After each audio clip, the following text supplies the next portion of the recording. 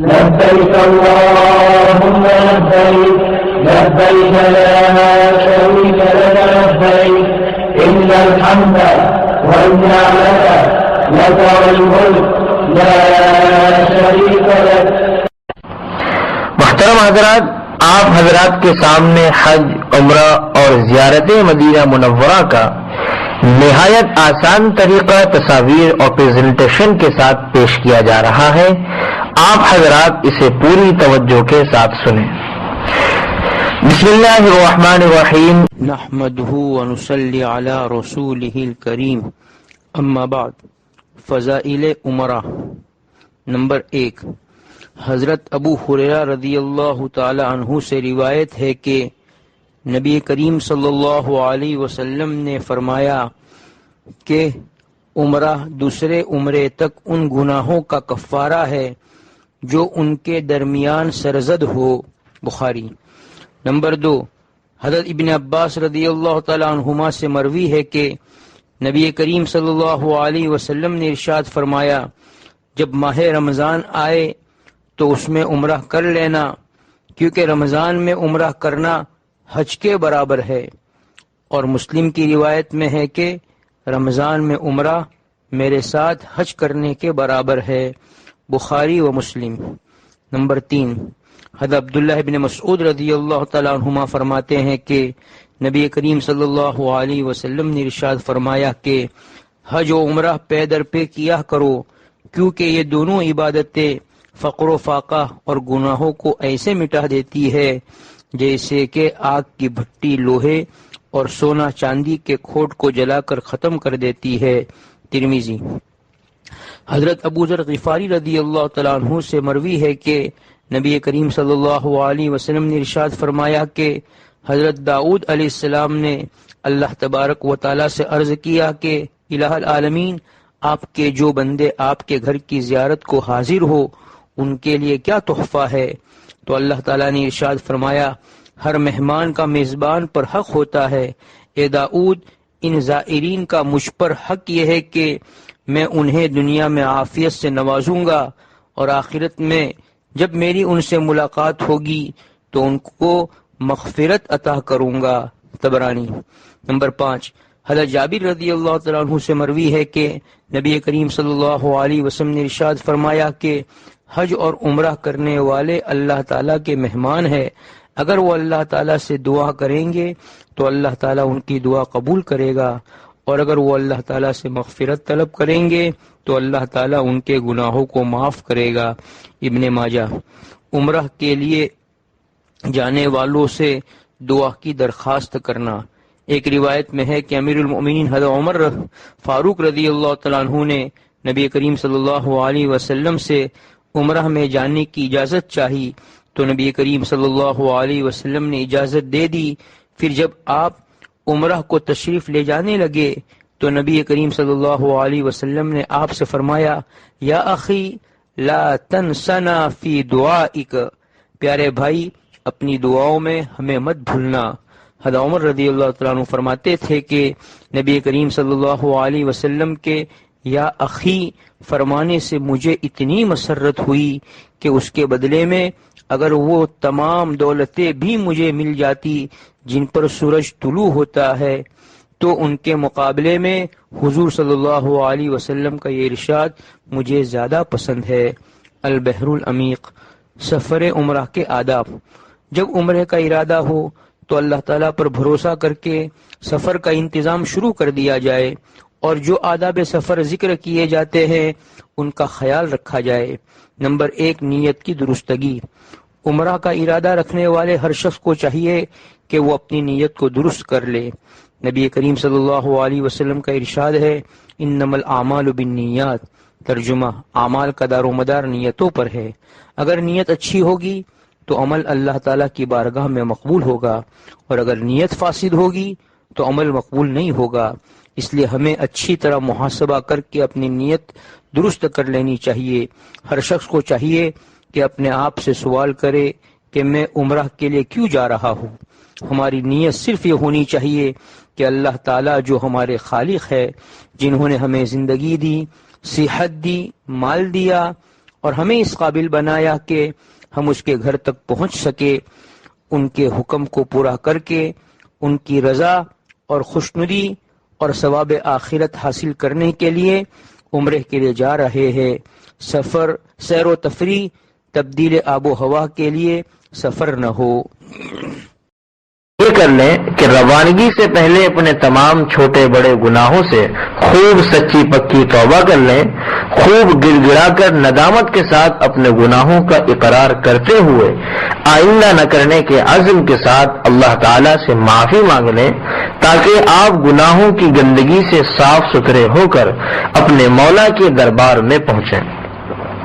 تیسرا کام یہ کر لیں کہ اللہ کے جن بندوں کے حقوق آپ کے ذمے ہیں، جن کی کبھی کوئی حق تلفی ہوئی ہو، ستایا ہو، جن کا کبھی دل دکھایا ہو، جن کا اپنے اوپر کوئی مالی حق باقی رہ گیا ہو، کسی کا قرض اپنے ذمے ہو، ان تمام سے مل کر معاملات صاف کر لیں، خوب معافی تلافی کر لیں، اور جن کا کسی طرح کا کوئی حق نکل رہا ہو ان کو ادا کر دیں، اور جن امور کے متعلق وصیت کرنی ہو ان کے متعلق وصیت نامہ لکھ دیں۔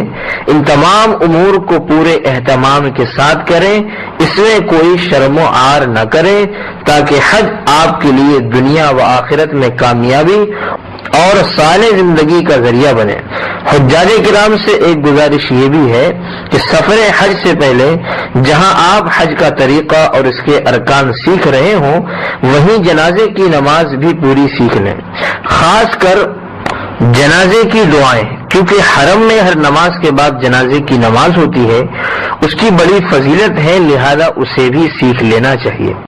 تصویر میں عمرے میں 4 کام کرنے ہیں، اس میں 2 فرض ہیں اور 2 واجب ہیں۔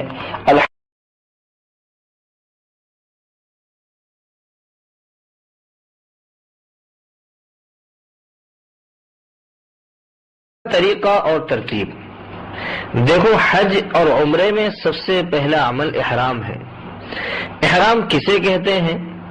بہت سے لوگ ان 2 چادروں کو احرام سمجھتے ہیں، اس لیے وہ یہ سمجھتے ہیں کہ حج یا عمرے کی نیت کر کے جب ان 2 چادروں کو پہن لیا تو جب تک حج یا عمرہ کو پورا نہ کر لیں اس وقت تک ان 2 چادروں کو اتار نہیں سکتے، حالانکہ ان کا یہ خیال درست نہیں ہے۔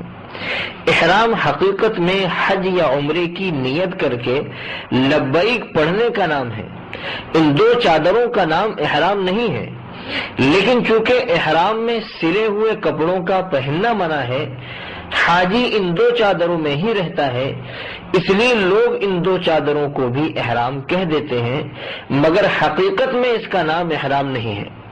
لہذا اگر یہ چادریں گندی ہو جائیں، ناپاک ہو جائیں یا میلی ہو جائیں یا کسی اور وجہ سے حاجی اگر احرام کی چادریں بدلنا چاہے تو بدل سکتا ہے، بار بار بھی بدل سکتا ہے، البتہ پابندیوں والی حالت برابر باقی رہے گی۔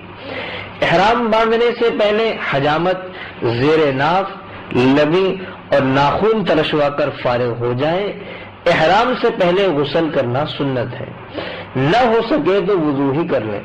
مردوں کے لیے احرام میں 2 چادریں ہوتی ہیں، بغیر سلی ہوئی ایک چادر کو تہمن یعنی لنگی کی طرح باندھ لے اور دوسری چادر اوڑھ لے، یہ احرام بن گیا، مگر یاد رکھیں ابھی احرام شروع نہیں ہوا، احرام شروع ہوگا نیت کر کے لبیک پڑھ لینے کے بعد، احرام باندھنے کے بعد اوپر کی چادر سے سر ڈھانک کر 2 رکعت نفل پڑھ لیں۔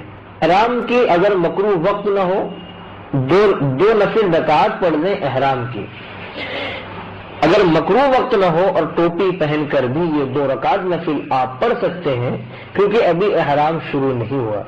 بہتر یہ ہے کہ احرام کی چادریں گھر پر باندھیں اور نفل بھی گھر پر پڑھ لیں، نیت ابھی نہ کریں۔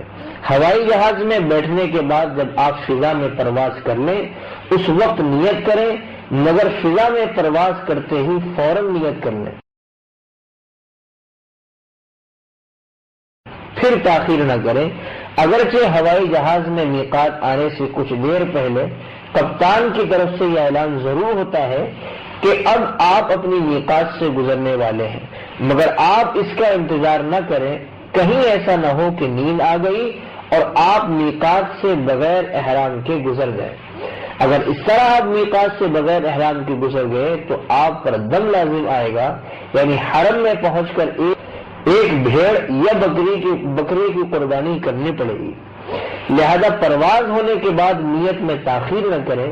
یہ مشورہ حاجیوں کو اس لیے دیا جاتا ہے کہ اگر خدا نخواستہ فلائٹ لیٹ ہو گئی یا کسی وجہ سے حاجی حج پر نہ جا سکے تو احرام کی پابندیاں نبھانا مشکل ہو جائے گا. اس لیے بہتر یہ ہے کہ فلائٹ اڑنے کے بعد نیت کریں. جو حجاج کرام یہاں سے سیدھے مدینہ منورہ جا رہے ہیں وہ یہاں سے احرام نہ باندھیں. وہ مدینہ منورہ سے جب مکہ معظمہ کے لیے روانہ ہوں گے تو مدینہ والوں کے میقات ذوالحلیفہ سے وہ احرام باندھیں گے. اب عورتوں کے احرام کا طریقہ سمجھ لیں. یاد رکھیں عورت کا احرام صرف اس کے چہرے کا کھلا رکھنا ہے. عورت اپنے سلے ہوئے کپڑوں میں رہے گی. موزے، دستانے اور زیورات بھی پہن سکتی ہے، البتہ چہرہ کھلا رکھنا ضروری ہے، یعنی پیشانی سے لے کر تھوڑی تک چہرہ کھلا رکھنا ضروری ہے. لیکن ایسا نہ ہو کہ بے پردگی ہو، پردہ بھی ضروری ہے. لہذا سر پر کیپ نما نقاب ڈالے جس سے پردہ بھی ہو جائے اور چہرے پر کپڑا بھی نہ لگے. ایسا نقاب بازار میں مل جاتا ہے. عورت کو صرف چہرہ کھلا رکھنا ہے، سر کو ڈھانکنا ضروری ہے. اس لیے بہتر یہ ہے کہ سر پر چھوٹا رومال باندھ کر رکھیں تاکہ سر نہ کھلے اور بال نہ کھلے. لیکن یاد رکھیں یہ احرام کا حصہ نہیں ہے، اس لیے وضو میں سر پر باندھے ہوئے اس کپڑے کو کھول کر مسح کرنا ضروری ہے. بہت سی مستورات اس کو احرام کا حصہ سمجھتی ہیں، اس لیے وہ اسی کپڑے پر مسح کر لیتی ہیں. یہ ان کی غلطی ہے. مسح کے وقت میں اس کپڑے کو اتارنا ضروری ہے. احرام باندھنے کے وقت اگر عورت ناپاکی کی حالت میں ہو تو اسی حالت میں احرام باندھے اور 2 رکعت احرام کی نہ پڑھے. پھر مکہ مکرمہ پہنچنے کے بعد جب تک پاک نہ ہو مسجد حرام میں نہ جائے. جب پاک ہو جائے تو غسل کر کے مسجد میں جائے، طواف اور سعی کرے. بہت سارے لوگ چھوٹے بچوں کو بھی حج میں لے جاتے ہیں، تو نابالغ بچہ اگر ہوشیار اور سمجھدار ہے تو وہ خود احرام باندھے گا اور تمام ارکان اور اعمال بالغ کی طرح ادا کرے گا. اگر وہ بچہ ناسمجھ اور چھوٹا ہے تو اس کا سرپرست اس کی طرف سے احرام باندھے اور تمام ارکان میں اپنے بچے کی بھی نیت کر لے. نابالغ بچوں کی حج کا ثواب ان کے سرپرستوں کو ملے گا. حاجی صاحبان یہاں پر ایک مسئلہ اچھی طرح سمجھ لیں کہ اگر نابالغ سے حج کے افعال میں کمی بیشی یا کوئی غلطی ہو گئی تو اس پر کوئی سزا یا کوئی دم واجب نہیں ہوگا. گھر سے روانگی. اب آپ اپنے گھر سے روانہ ہو رہے ہیں. وہ مبارک گھڑی آ گئی جس کا بہت دنوں سے آپ کو انتظار تھا. روانگی سے پہلے ہو سکے تو 2 رکعت نفل نماز پڑھ لیں. نماز کے بعد سفر میں سہولت و عافیت کی، گناہوں سے بچنے کی اور حج کی قبولیت کی دعا کریں. نکلنے سے پہلے اپنا پورا سامان منظم کر لیں. ضروریات کا سامان لے لیں. جو چیزیں ممنوع ہیں وہ بالکل نہ لیں تاکہ کسٹم وغیرہ میں پریشانی نہ ہو. اپنے سامان کو اچھی طرح پیک کر کے بیگ پر بڑے حروف میں پورا ایڈریس یعنی پتہ لکھیں. ملک کا نام بھی ضرور لکھیں اور اپنے بیگ پر ایسی کوئی علامت ضرور رکھیں کہ دیکھتے ہی آپ اپنے سامان کو پہچان لیں. گھر سے دعا پڑھ کر نکلیں. بسم اللہ توکلت علی اللہ لا حول ولا قوت الا باللہ. دعا یاد نہ ہو تو صرف بسم اللہ الرحمن الرحیم پڑھ کر نکلیں. سواری کا پہلے سے نظم رکھیں. فلائٹ کے وقت سے 3-4 گھنٹے پہلے ہی ایئرپورٹ پر پہنچ جائیں.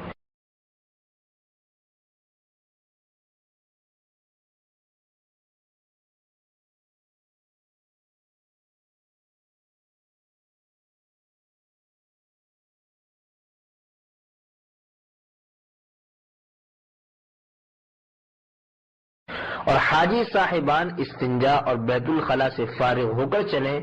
ہوائی جہاز میں انگلش طریقے کا بیت الخلا ہوتا ہے جس سے بہت سے لوگوں کو دشواری ہوتی ہے.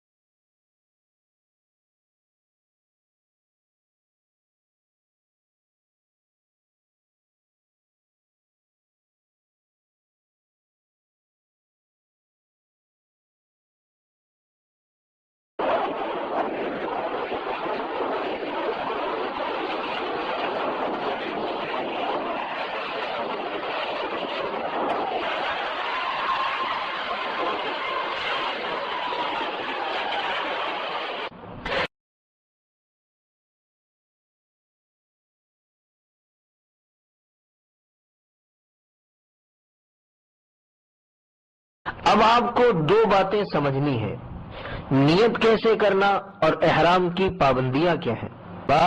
میں عمرے کی نیت کرتا ہوں تو اس کو آسان فرما، قبول فرما۔ نیت دل کے ارادے کا نام ہے، زبان سے بھی کہہ دیں تو بہتر ہے۔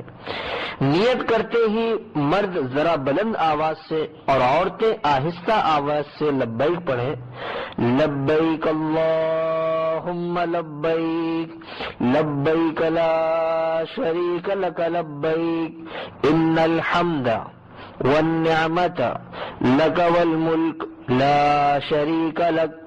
اس دعا کو تلبیہ کہتے ہیں۔ یہ حج اور عمرے کی خاص دعا ہے۔ اگر آپ مکہ مکرمہ کے قیام کے دوران بار بار عمرہ کریں یا ہندوستان سے عمرے کے ارادے سے مکہ مکرمہ جائیں تو عمرے کی نیت اور عمرے کا طریقہ ایسا ہی ہوگا جیسا یہ ہے۔ اس کو بار بار اور ہر موقع پر پڑھنا ہے، گویا حج میں افضل ذکر ہی ہے۔ یاد رکھیں، نیت کے بعد لبیک پڑھیں، بغیر آپ کی نیت مکمل نہیں ہوگی۔ اس کے بعد پھر آپ کو بار بار لبیک پڑھتے رہنا ہے، اور یہ لبیک کیا ہے اس کو بھی ذرا دھیان کے ساتھ پڑھیں۔ یہ حضرت ابراہیم علیہ السلام کی پکار کا جواب ہے۔ حضرت ابراہیم علیہ السلام نے اللہ کے حکم سے اللہ کے بندوں کو پکارا تھا کہ آؤ اللہ کے در پر حاضری دو، اور جو بندے حج اور عمرے میں تلبیہ پڑھتے ہیں تو گویا وہ یوں کہتے ہیں، اے اللہ تو نے اپنے بندے حضرت ابراہیم علیہ السلام سے آواز لگا کر ہمیں بلایا تھا تو ہم حاضر ہیں تیرے سامنے حاضر ہیں۔ احرام کی پابندیاں۔ جب آپ نے احرام باندھ کر نیت کر لی اور لبیک پڑھ لیا تو آپ پر احرام کی پابندیاں لگ گئیں۔ اب آپ سر اور چہرہ نہیں ڈھانک سکتے بلکہ ہر وقت کھلا رہے گا، اور عورت صرف چہرہ نہ ڈھانکے یعنی اس پر کپڑا نہ لگائے۔ عورت کے لیے سر کو چھپانا ضروری ہے، سوتے میں بھی سر اور چہرہ نہیں ڈھانک سکتے۔ نمبر 2، اب آپ خوشبو نہیں لگا سکتے، نہ سونگھ سکتے ہیں، لیکن بغیر ارادے کے خوشبو سونگھ لی تو کوئی حرج نہیں۔ یہ حکم مرد اور عورت دونوں کے لیے ہے۔ خوشبو کے بارے میں موٹی موٹی 2-4 باتیں اور سمجھ لیں۔ احرام کی حالت میں ٹوتھ پیسٹ نہیں کر سکتے، صابن سے ہاتھ وغیرہ نہیں دھو سکتے، خوشبو والا کوئی شربت نہیں پی سکتے، لونگ الائچی وغیرہ نہیں کھا سکتے۔ اسی طرح ایسا کھانا جس میں بہت خوشبو مہک رہی ہو وہ بھی نہیں کھا سکتے۔ نمبر 3، اب آپ اپنے چہرے، سر یا بدن کے کسی حصے کا بال نہیں توڑ سکتے، اسی طرح ناخن نہیں کاٹ سکتے۔ یہ حکم بھی مرد اور عورت دونوں کے لیے ہے۔ اب آپ سلا ہوا کپڑا نہیں پہن سکتے جیسے کرتا پاجامہ، کوٹ، بنیان، پتلون اور انڈر ویئر وغیرہ۔ یہ حکم صرف مردوں کے لیے ہے۔ نمبر 5، اب آپ نہ بیوی سے صحبت کر سکتے ہیں نہ میاں بیوی کے تعلقات والی باتیں کر سکتے ہیں۔ یہ حکم بھی مرد اور عورت دونوں کے لیے ہے۔ نمبر 6، اسی طرح اب آپ ایسا جوتا نہیں پہن سکتے جو پاؤں کی ابھری ہوئی ہڈی کو ڈھانپ دے۔ جوتا بوٹ نہ پہنے، سلیپر ایسی چپل پہنے۔ یہ حکم صرف مردوں کے لیے ہے۔ نمبر 7، اب آپ حرم کی گھاس، پودا یا درخت کی ٹہنی نہیں توڑ سکتے۔ یہ حکم بھی مرد اور عورت دونوں کے لیے ہے۔ نمبر 8، اب آپ حرم میں کسی بھی جانور کا شکار نہیں کر سکتے یا شکار کی طرف اشارہ نہیں کر سکتے، یہاں تک کہ اپنے بدن یا سر کی جو بھی نہیں مار سکتے۔ 3 سے کم جو اگر کوئی مارے گا تو چاہے تھوڑا بہت صدقہ کر دے، اور 3 سے زائد مارے گا تو 1 صدقہ فطر لازم آئے گا۔ اس سلسلے میں ایک مسئلہ سمجھ لیں کہ جو کیڑا انسان کے بدن سے پیدا ہوتا ہے اس کو مارنا منع ہے، جیسے جو وغیرہ، اور اگر بدن سے پیدا نہ ہوتا ہو اور تکلیف دینے والا ہو تو اس کو مارنا جائز ہے، جیسے کھٹمل، مچھر وغیرہ۔ جو وغیرہ صرف حالت احرام میں مارنا منع ہے، احرام کی حالت میں نہ ہو تو جو وغیرہ مار سکتے ہیں۔ احرام کی پابندی۔ نمبر 7، اور 8 کے بارے میں ایک مسئلہ یہ سمجھ لیں کہ یہ 2 کام احرام کی حالت میں کہیں بھی نہیں کیے جا سکتے اور حرم میں یہ کام کبھی بھی نہیں کر سکتے، چاہے احرام میں ہو یا سادے کپڑے میں ہو، اس لیے کہ حرم کی یہ پابندی ہے کہ حرم کے باہر سے آنے والا کوئی بھی شخص حدود حرم کے اندر کسی درخت کی ڈالی، پتی، پھول کو نہیں توڑے گا اور کسی جانور کو مارے گا نہیں۔ اگر غلطی سے بھی ایسا ہو گیا تو کسی جاننے والے سے پوچھ کر اس کی سزا کے بارے میں عمل کیا جائے کہ اس کی کیا سزا ہمیں بھگتنی پڑے گی۔ بہرحال یہ 8 پابندیاں ہو گئیں مردوں کے لیے اور 6 پابندیاں عورتوں کے لیے، جنہیں دونوں کو نبھانا ضروری ہے۔ ان پابندیوں کے خلاف کرنے میں بعض صورتوں میں دم یعنی بکرے کی قربانی واجب ہوتی ہے، بعض صورتوں میں صدقہ فطر اور بعض صورتوں میں تھوڑا بہت صدقہ ضروری ہو جاتا ہے۔ لیکن یاد رکھیں کیونکہ غلطیاں ہوتی رہتی ہیں عورتوں سے بھی مردوں سے بھی، عورتوں کے چہروں پر وہ کپڑا تھوڑا بہت لگ ہی جاتا ہے اور مردوں سے بھی تھوڑی بہت کوتاہیاں ہو جاتی ہیں، تو تھوڑا بہت صدقہ دوران سفر کرتے رہیں۔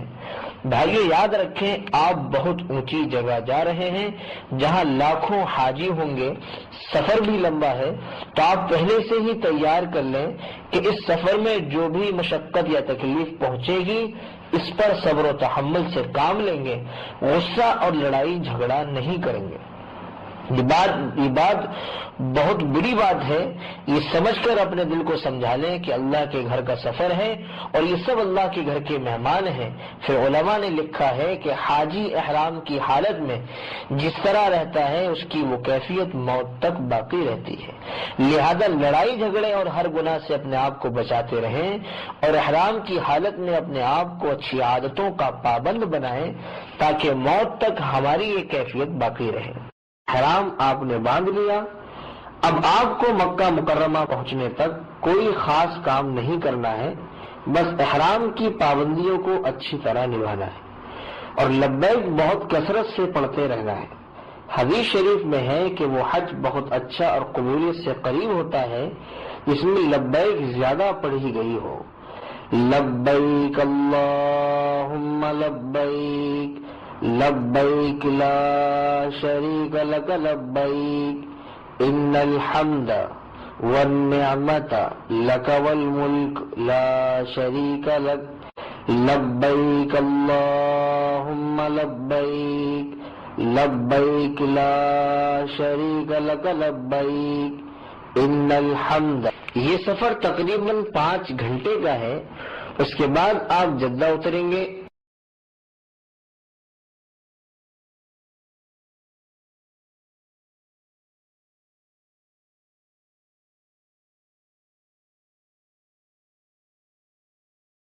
جدہ یہیں پر آپ کو معلم کا نام، نمبر اور کارڈ اور مکے میں بلڈنگ ہوٹل کا ایڈریس اور نمبر دیا جائے گا۔ وہاں ذرا ہوشیار رہ کر کسی جاننے والے سے پوچھ تاچھ کر ساری کارروائی کروا لیں، اطمینان سے کریں، جلد بازی بالکل نہ کریں۔ کبھی کبھی یہاں 10 گھنٹے بھی لگ جاتے ہیں، 8 گھنٹے بھی لگ جاتے ہیں، تو بھائیو ذہنی طور پر یعنی مینٹلی آپ اپنے آپ کو تیار رکھیں۔ بڑے اونچی جگہ آپ جا رہے ہیں، بالکل غصہ نہ کریں۔ وہاں کے کارکن اور کام کرنے والوں پر اور نہ کسی طرح طیش میں آئیں، بلکہ اپنے آپ کو قابو میں رکھیں، معمولات کرتے رہیں، پھر کسٹم وغیرہ سے فارغ ہو کر اپنا سامان پہنچوا کر الگ کروا لیں۔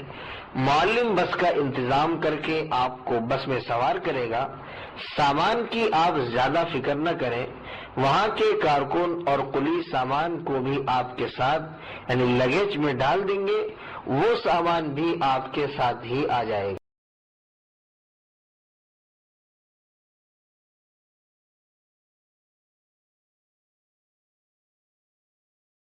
جدے سے مکہ کی طرف روانہ ہو گئے۔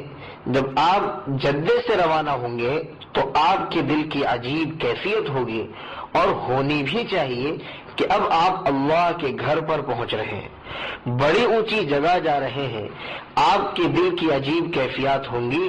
یہ سفر تقریباً 1.5-2 گھنٹے کا ہے۔ مکہ مکرمہ آنے سے پہلے تقریباً 20 کلومیٹر پہلے وہ حدیبیہ والی جگہ ہے جہاں کفار مکہ نے آپ صلی اللہ علیہ وسلم کو عمرہ کرنے سے روک دیا تھا۔ لبیک اللہم لبیک لبیک لا شریک لک لبیک۔ اور آپ صلی اللہ علیہ وسلم نے صحابہ کرام سے موت پر بیعت لی تھی، جس کو بیعت رضوان کہتے ہیں، جس کا ذکر قرآن میں ہے، لقد رضی اللہ المؤمنین اذ یبایعونک تحت الشجرۃ۔ لبیک اللہم لبیک لبیک لا شریک لک لبیک ان الحمد۔ اس سے لگ کر نئی سڑک بنی ہوئی ہے، آج کل بسیں اور گاڑیاں اسی سڑک سے گزرتی ہیں۔ اس پر حرم کی حد بتانے کے لیے رحل نما گیٹ بنا ہوا ہے۔ ایسا لگتا ہے رحل پر اتنا بڑا قرآن رکھا ہوا ہے۔ تصویر میں آپ دیکھ رہے ہیں، یہاں سے جب آپ داخل ہوں گے تو آپ حرم کی حد میں داخل ہو گئے۔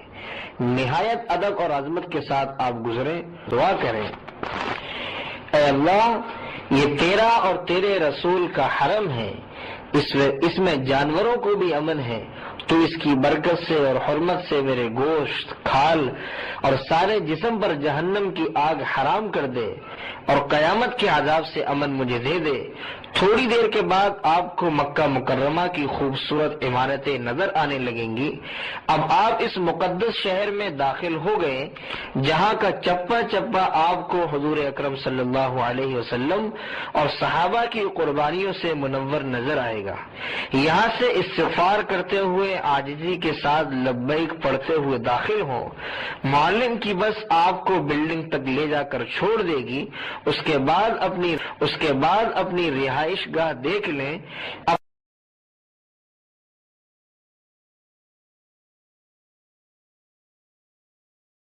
اپنا سامان ترتیب سے رکھ لیں، ضروریات سے فارغ ہو جائیں اور تھکن ہو تو آرام کر لیں۔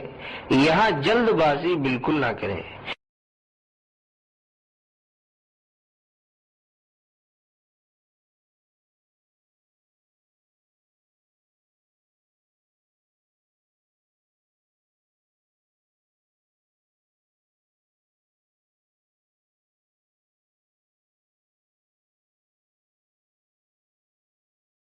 یہاں آپ بہت سارے حاجیوں کو دیکھیں گے کہ سامان رکھ کر سیدھے حرم میں بھاگ رہے ہیں، حالانکہ تھکے ہارے ہیں۔ آپ ان کو دیکھا دیکھی بالکل نہ کریں، بلکہ آپ پر اگر تھکن ہو اور یقیناً ہوگی تو آپ آرام کر کے حشاش بشاش ہو کر حرم شریف میں جائیں تاکہ اطمینان سے ارکان ادا کر سکیں اور اللہ کے گھر کی زیارت کر سکیں۔ اور بات بھی دھیان میں رکھیں کہ معلم کی طرف سے جو پہلا پٹا اور کارڈ آپ کو ملا تھا اس کو ہر وقت اپنے ساتھ رکھیں۔ بیت اللہ پر حاضری اپنے کمرے سے باوضو ہو کر مسجد حرام کی طرف چلیں، کسی بھی دروازے سے مسجد میں داخل ہوں، سنت کے مطابق دعا پڑھتے ہوئے داخل ہوں اور اعتکاف کی نیت کر لیں تاکہ جب تک آپ مسجد حرام میں رہیں اعتکاف کا ثواب ملتا رہے۔ اس طرح دعا پڑھیں، بسم اللہ والصلاة والسلام علی رسول اللہ، اللہم افتح لی ابواب رحمتک، نویت سنت الاعتکاف۔ اور جب آپ اندر پہنچ جائیں تو بیت اللہ شریف کو دیکھنے کی ایک مستقل سنت یہ ہے کہ جب آپ بیت اللہ میں داخل ہوں تو بیت اللہ پر نظر پڑتے ہی 3 بار اللہ اکبر اللہ اکبر اللہ اکبر، لا الہ الا اللہ لا الہ الا اللہ لا الہ الا اللہ، اور 3 بار الحمدللہ کہیں۔ اور کچھ علماء نے اس کو آسان کر دیا ہے کہ جب بھی بیت اللہ پر نماز پڑھے عید والی تکبیر تشریق اللہ اکبر لا الہ الا اللہ واللہ اکبر اللہ اکبر وللہ الحمد، اور خوب دعا کریں۔ بیت اللہ پر پہلی نگاہ پڑتے وقت ساری دعا قبول ہوتی ہے۔ بہتر یہ ہے کہ آپ پہلی دعا یہ کریں، اے اللہ موت تک میری تمام جائز دعاؤں کو جو میرے حق میں بہتر ہو اور تجھے پسند ہو قبول فرما۔ اس کے علاوہ جو دعائیں کرنا چاہیں کر سکتے ہیں اور جتنی دیر کرنا چاہیں کر سکتے ہیں، اپنے لیے، اپنے گھر والوں کے لیے، اپنے خاندان کے لیے، پوری امت کے لیے اللہ سے خوب گڑ گڑا کر اللہ سے دعائیں کریں۔ اس وقت کی آپ کی ساری دعائیں انشاءاللہ قبول ہیں۔ دعا سے فارغ ہو گئے، اب آپ کو عمرہ کرنا ہے۔ مسجد میں داخل ہونے کے بعد اگر وقت ہو تو تحیۃ المسجد پڑھی جاتی ہے، مگر مسجد حرام یعنی بیت اللہ میں داخل ہونے کے بعد پہلے طواف کیا جاتا ہے، پھر تحیۃ المسجد پڑھی جاتی ہے۔ عمرے کا طریقہ اور ترتیب۔ عمرے کا طریقہ سمجھنے سے پہلے یہاں بیت اللہ میں پہنچ کر ایک بات خاص دھیان میں رکھیں تو انشاءاللہ آپ بڑی تکلیف سے بچ جائیں گے۔ بزرگوں یہاں ہجوم اور بھیڑ بہت زیادہ ہوتی ہے، اس کی وجہ سے بعض مرتبہ ساتھی ایک دوسرے سے بچھڑ جاتے ہیں اور بعد میں بڑی پریشانی ہوتی ہے۔ لہذا پہلے ہی تمام ساتھی مل کر کوئی خاص نشانی، کوئی گیٹ، علامت وغیرہ طے کر لیں کہ طواف کے دوران اگر ساتھی ایک دوسرے سے بچھڑ گئے تو سب یہاں آ کر اکٹھے ہوں، جمع ہوں۔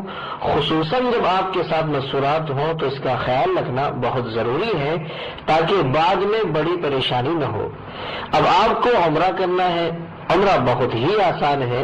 عمرے میں آپ کو صرف 4 کام کرنے ہیں، اس کو ذہن میں بٹھا لیں۔ نمبر 1 نیت اور لبیک پڑھ کر احرام باندھنا، یہ کام تو آپ نے پہلے ہی کر لیا ہے۔ نمبر 2 بیت اللہ کا طواف کرنا، رمل اور استوا کے ساتھ طواف کہتے ہیں۔ بیت اللہ کے گرد 7 چکر لگانے کو رمل کہتے ہیں۔ کاندھے ہلاتے ہوئے قریب قریب قدم رکھ کر ذرا اکڑ کر چلنا، جیسے پہلوان اکھاڑے میں چلتا ہے۔ رمل طواف کے پہلے 3 چکروں میں ہوتا ہے۔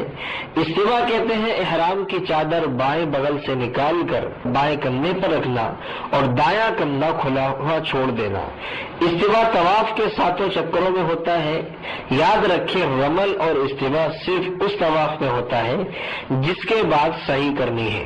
کوئی نفلی طواف کر رہا ہے تو اس میں رمل اور استوا نہیں ہوگا۔ رمل صرف پہلے 3 چکروں میں مسنون ہے۔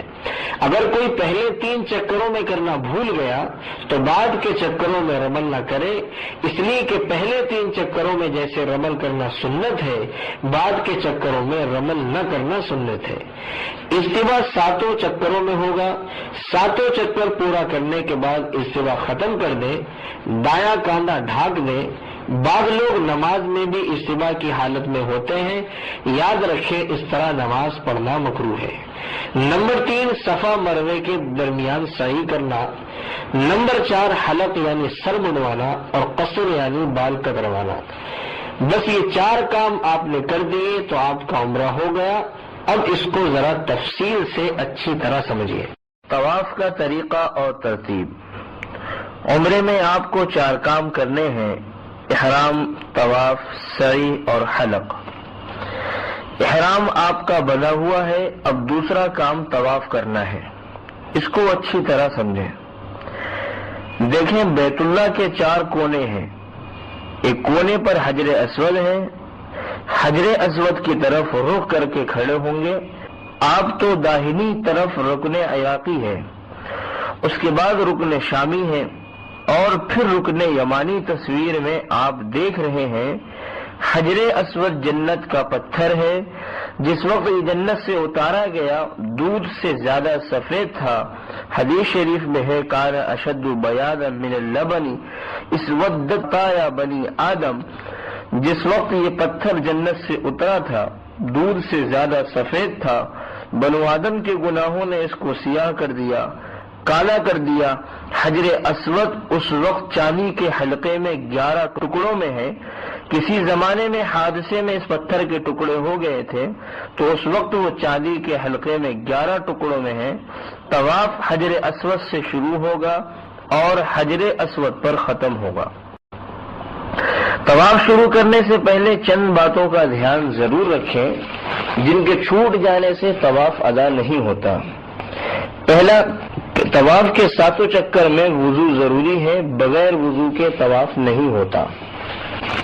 دوسرا، اگر خدا نہ خواستہ طواف کے دوران 3.5 چکر ہونے سے پہلے وضو ٹوٹ گیا تو دوبارہ وضو کر کے نئے سرے سے طواف شروع کریں۔ اگر 3.5 چکر کے بعد وضو ٹوٹتا ہے تو ہمیں اجازت ہے کہ وضو کر کے چاہیں تو باقی کا حصہ پورا کر لیں یا پورا طواف نئے سرے سے کر لیں۔ طواف کے واجبات میں ستر چھپانا بھی شامل ہے۔ جن اعضاء کو نماز میں چھپانا لازم ہے ان کو طواف میں بھی چھپانا واجب ہے، اور مرد کا ستر ناف سے لے کر گھٹنوں تک ہے، اور عورت کا چہرہ ہتھیلی اور قدمین کو چھوڑ کر باقی پورا بدن ستر میں شامل ہے۔ اس لیے عورتوں کو ایسا کرتا پہننا چاہیے جس کی کرتی کی آستین پوری کلائی تک ہونی چاہیے۔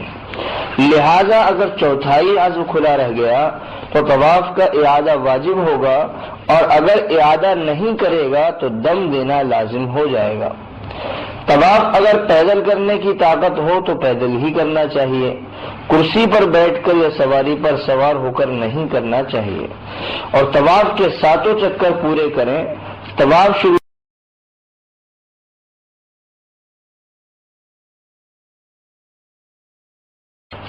شروع کرنے سے پہلے اب تک جو آپ عمرے کی لبیک پڑھ رہے تھے وہ بند کر دیں اور اجتوا کر لیں، یعنی دایاں کندھا کھلا چھوڑ دیں۔ پھر حجر اسود کی سیر میں آ کر حجر اسود کی طرف رخ کر لیں۔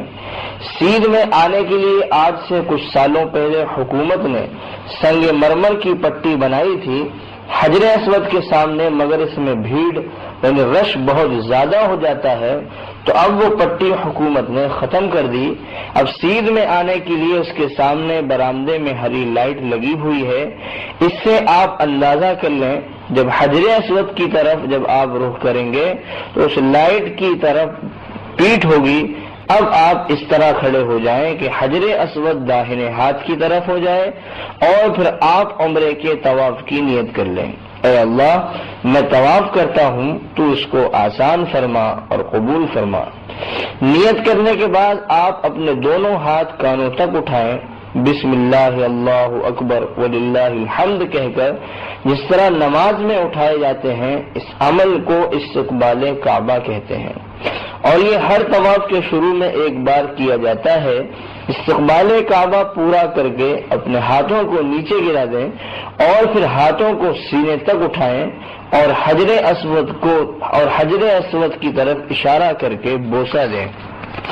مگر بھیڑ کی وجہ سے بوسہ دینا بہت مشکل ہے، تو آپ اسی طرح کھڑے کھڑے دوسری مرتبہ دونوں ہاتھ سینے تک اٹھا کر بسم اللہ اللہ اکبر وللہ الحمد کہہ کر حجر اسود کی طرف اشارہ کر کے ہتھیلیوں کو بوسہ دے دیں۔ پھر داہنی طرف طواف شروع کریں، اور جب طواف کرتے کرتے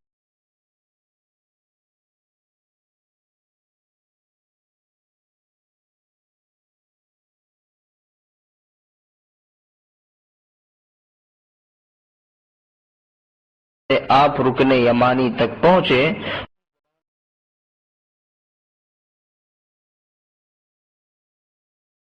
تو وہاں سے لے کر حجر اسود تک آپ کو یہ دعا پڑھنی ہے، ربنا آتنا فی الدنیا حسنہ وفی الآخرۃ حسنۃ وقنا عذاب النار وادخلنا الجنہ مع الابرار یا عزیز یا غفار یا رب العالمین۔ پورا چکر کر کے جب حجر اسود پر پہنچیں گے تو پھر حجر اسود کی طرف رخ کر کے دونوں ہاتھ سینے تک اٹھا کر حجر اسود کی طرف اشارہ کر کے ہتھیلیوں کو بوسہ دے دیں، تو 1 چکر اور 2 بوسے ہوئے۔ اس طرح آپ 7 چکر پورے کریں گے تو 8 بوسے ہوں گے۔ یہ ایک طواف پورا ہو گیا۔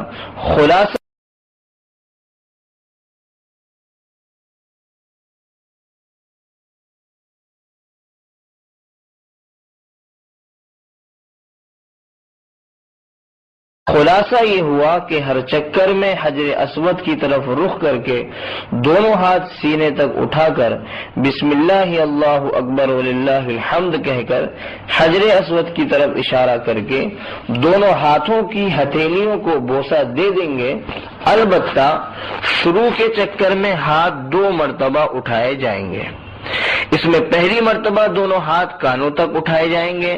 یاد رکھیں ہر چکر میں ہاتھ صرف سینے تک اٹھا کر حجر اسود کی طرف اشارہ کر کے بوسہ دیں گے.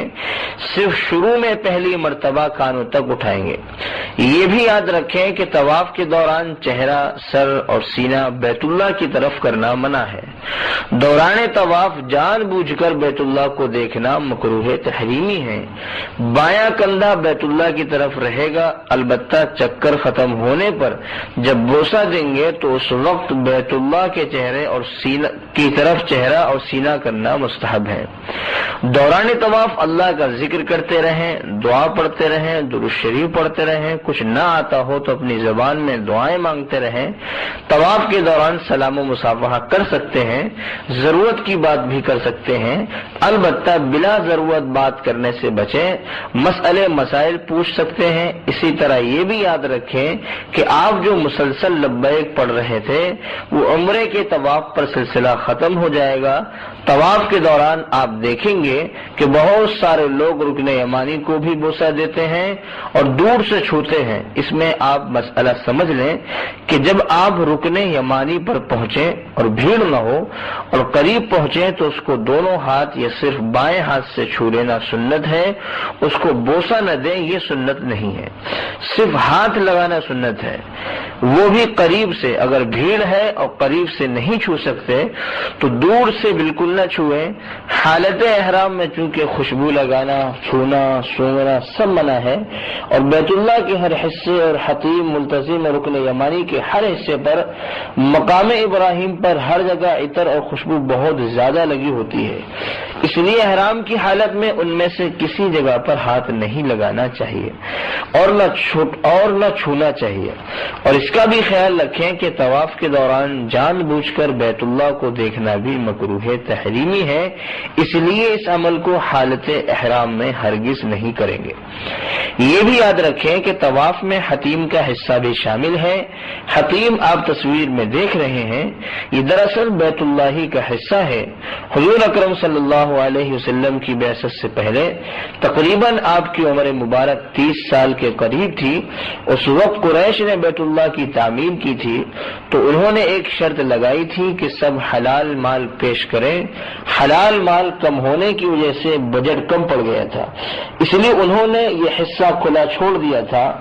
بعد میں یہ امت کے لیے بہت بڑی رحمت بن گئی. اب جو بیت اللہ کے اندر نماز پڑھنا چاہتا ہے وہ حتیم میں آ کر اگر نفل پڑھ لے تو گویا اس نے بیت اللہ کے اندر ہی نماز پڑھ دی. آپ حضرات کو بھی وہاں قیام کے زمانے میں موقع ملے تو ضرور وہاں نماز پڑھے. بیت اللہ کی ایک دوسری تصویر جس میں حتیم صاف نظر آ رہا ہے.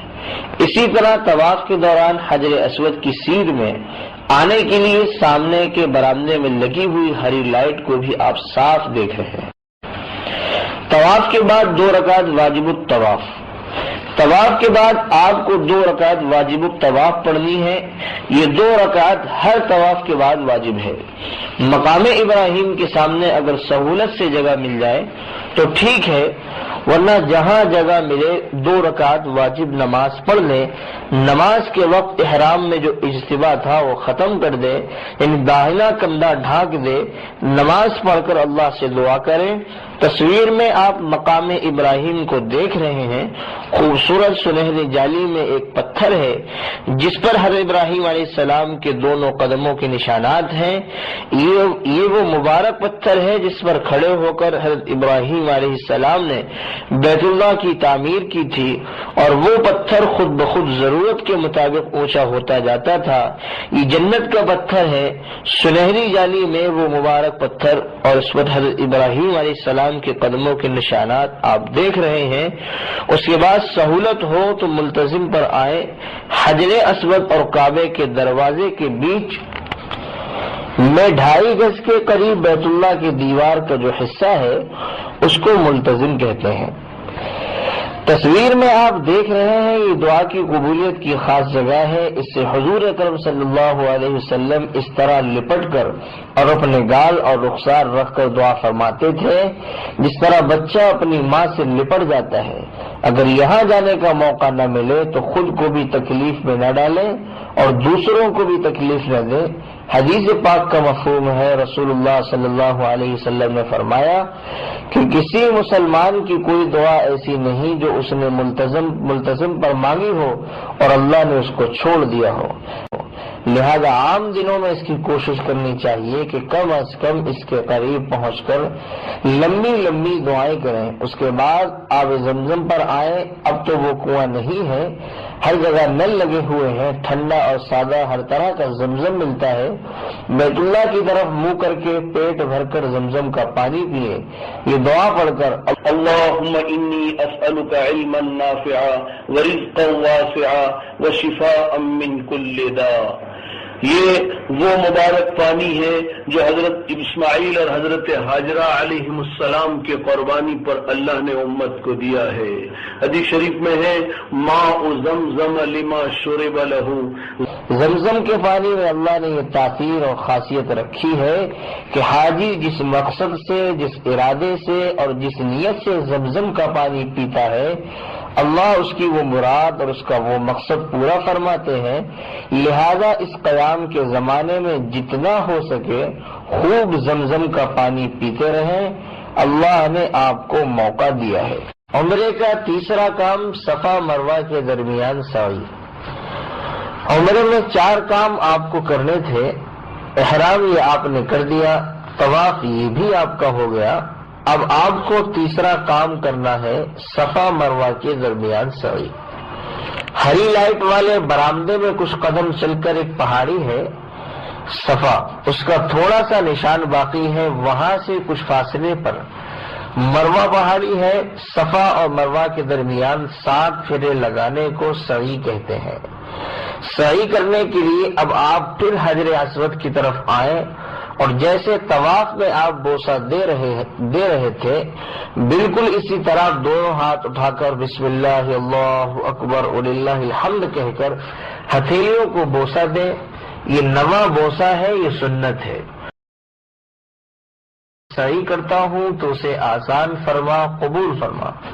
پھر بیت اللہ کی طرف رخ کر کے دونوں ہاتھ اٹھا کر اللہ سے دعا کرے، یہ دعا کی قبولیت کی جگہ ہے۔ پھر نیچے اتر کر مروہ کی طرف چلیں، مروہ پہنچ کر وہاں بھی بیت اللہ کی طرف رخ کر کے تھوڑی دیر دعا کریں، یہ بھی دعا کی قبولیت کی جگہ ہے۔ ایک پھیرا آپ کا پورا ہوا، پھر صفا پر آئیں تو 2 پھیرے ہو گئے۔ اس طرح آپ کا 7واں پھیرا مروہ پر پورا ہوگا۔ صفا سے چند قدم چلیں گے تو دوہرے ستون، دوہری لائٹیں نظر آئیں گی۔ وہاں سے مردوں کو تیز چلنا ہے، عورتیں اپنی رفتار سے چلیں گی۔ تھوڑا آگے چلیں گی تو دوہری لائٹیں اور دکھائی دیں گی، وہاں تک تیز چلنا ہے۔ یہ حضرت حاجرہ علیہ السلام کی ادا ہے۔ جس وقت مکہ مکرمہ پہاڑوں والا علاقہ تھا، بواد غیر ذی زرع، اس وقت اللہ تعالیٰ کے حکم سے حضرت ابراہیم علیہ السلام اپنی بیوی حضرت حاجرہ اور حضرت اسماعیل علیہ السلام کو چھوڑ کر چلے گئے تھے۔ توشہ اور پانی ختم ہو گیا، بچہ پانی سے بلبلا رہا تھا، ماں کی ممتا بے قرار ہے، صفا سے مروہ کی طرف دوڑ رہی ہے، مروہ سے صفا کی طرف، اور یہ ہری لائٹوں والا جو حصہ ہے اس زمانے میں نشیب میں تھا۔ ماں ڈرتی ہوئی اس جگہ سے دوڑ کے چلتی تھی، اس لیے کہ بیٹا جو حجر اسود اور زمزم کے کنویں کے پاس بیٹھا ہوا تھا نظر نہیں آ رہا تھا، کہیں میرے بیٹے پر کوئی جنگلی جانور حملہ نہ کر دے۔ اللہ کو اپنی بندی کی ادا پسند آ گئی، قیامت تک حاجیوں کو حکم دے دیا کہ قیامت تک میری بندی حضرت حاجرہ کی نقل تمہیں اتارنی ہے۔ تو حاجی میلین اخضرین دوہری لائٹوں والے حصے میں جو تیز چلتا ہے، یہ حضرت حاجرہ کی ادا ہے۔ اللہ نے سارے حاجیوں پر اس کو لاگو کر دیا۔ ہر چکر میں صفا و مروہ پر رک کر قبلہ رخ ہو کر دعا بھی کرنی ہے، ہر چکر میں دوہری لائٹ والے حصے میں تیز چلنا ہے اور یہ مسنون دعا پڑھنی ہے، رب اغفر ورحم انک انت الاعز الاکرم۔ سعی کے بعد اگر ہو سکے تو حرم میں 2 رکعت نفل نماز پڑھ لیں، یہ مستحب ہے۔ عمرے کا چوتھا کام حلق یا قصر۔ آپ نے طواف کر لیا، سعی بھی ہو گئی، اب چوتھا کام ہے حلق یعنی اسرے سے بال مونڈنا یا قصر یعنی قینچی سے بال کٹوانا۔ حلق بہت زیادہ بہتر ہے۔ حرم میں آپ دیکھیں گے کہ لوگ کئی طرح سے حلق اور قصر کرواتے ہیں۔ بعض لوگ صرف چند بال کاٹ دیتے ہیں۔ آپ لوگوں کو دیکھا دیکھی بالکل نہ کریں، بلکہ پورے سر کا حلق یا قصر اچھی طرح کروائیں۔ اگر آپ کے سر کے بال بڑے ہیں تو آپ قینچی سے کٹوا سکتے ہیں، مگر لمبائی میں انگلی کے پورے کے برابر کٹوانا واجب ہے۔ اور اگر آپ کے بال انگلی کے پورے سے چھوٹے ہیں تو پھر حلق کروانا ضروری ہے۔ اور عورتیں اپنی چوٹی کے نچلے حصے سے صرف ایک پورے کے برابر بال کاٹیں، تقریباً 1.5 انچ۔ جب آپ نے حلق کر لیا تو اب آپ کا احرام ختم ہو گیا۔ یہاں پر ایک مسئلہ عورتوں کے تعلق سے اچھی طرح سمجھ لیں۔ عورت کے بالوں کا حکم یہ ہے کہ عورت کے سر میں جتنے بال ہیں ان میں سے کم از کم چوتھائی بال انگلی کے ایک پورے کے برابر کٹنا چاہیے۔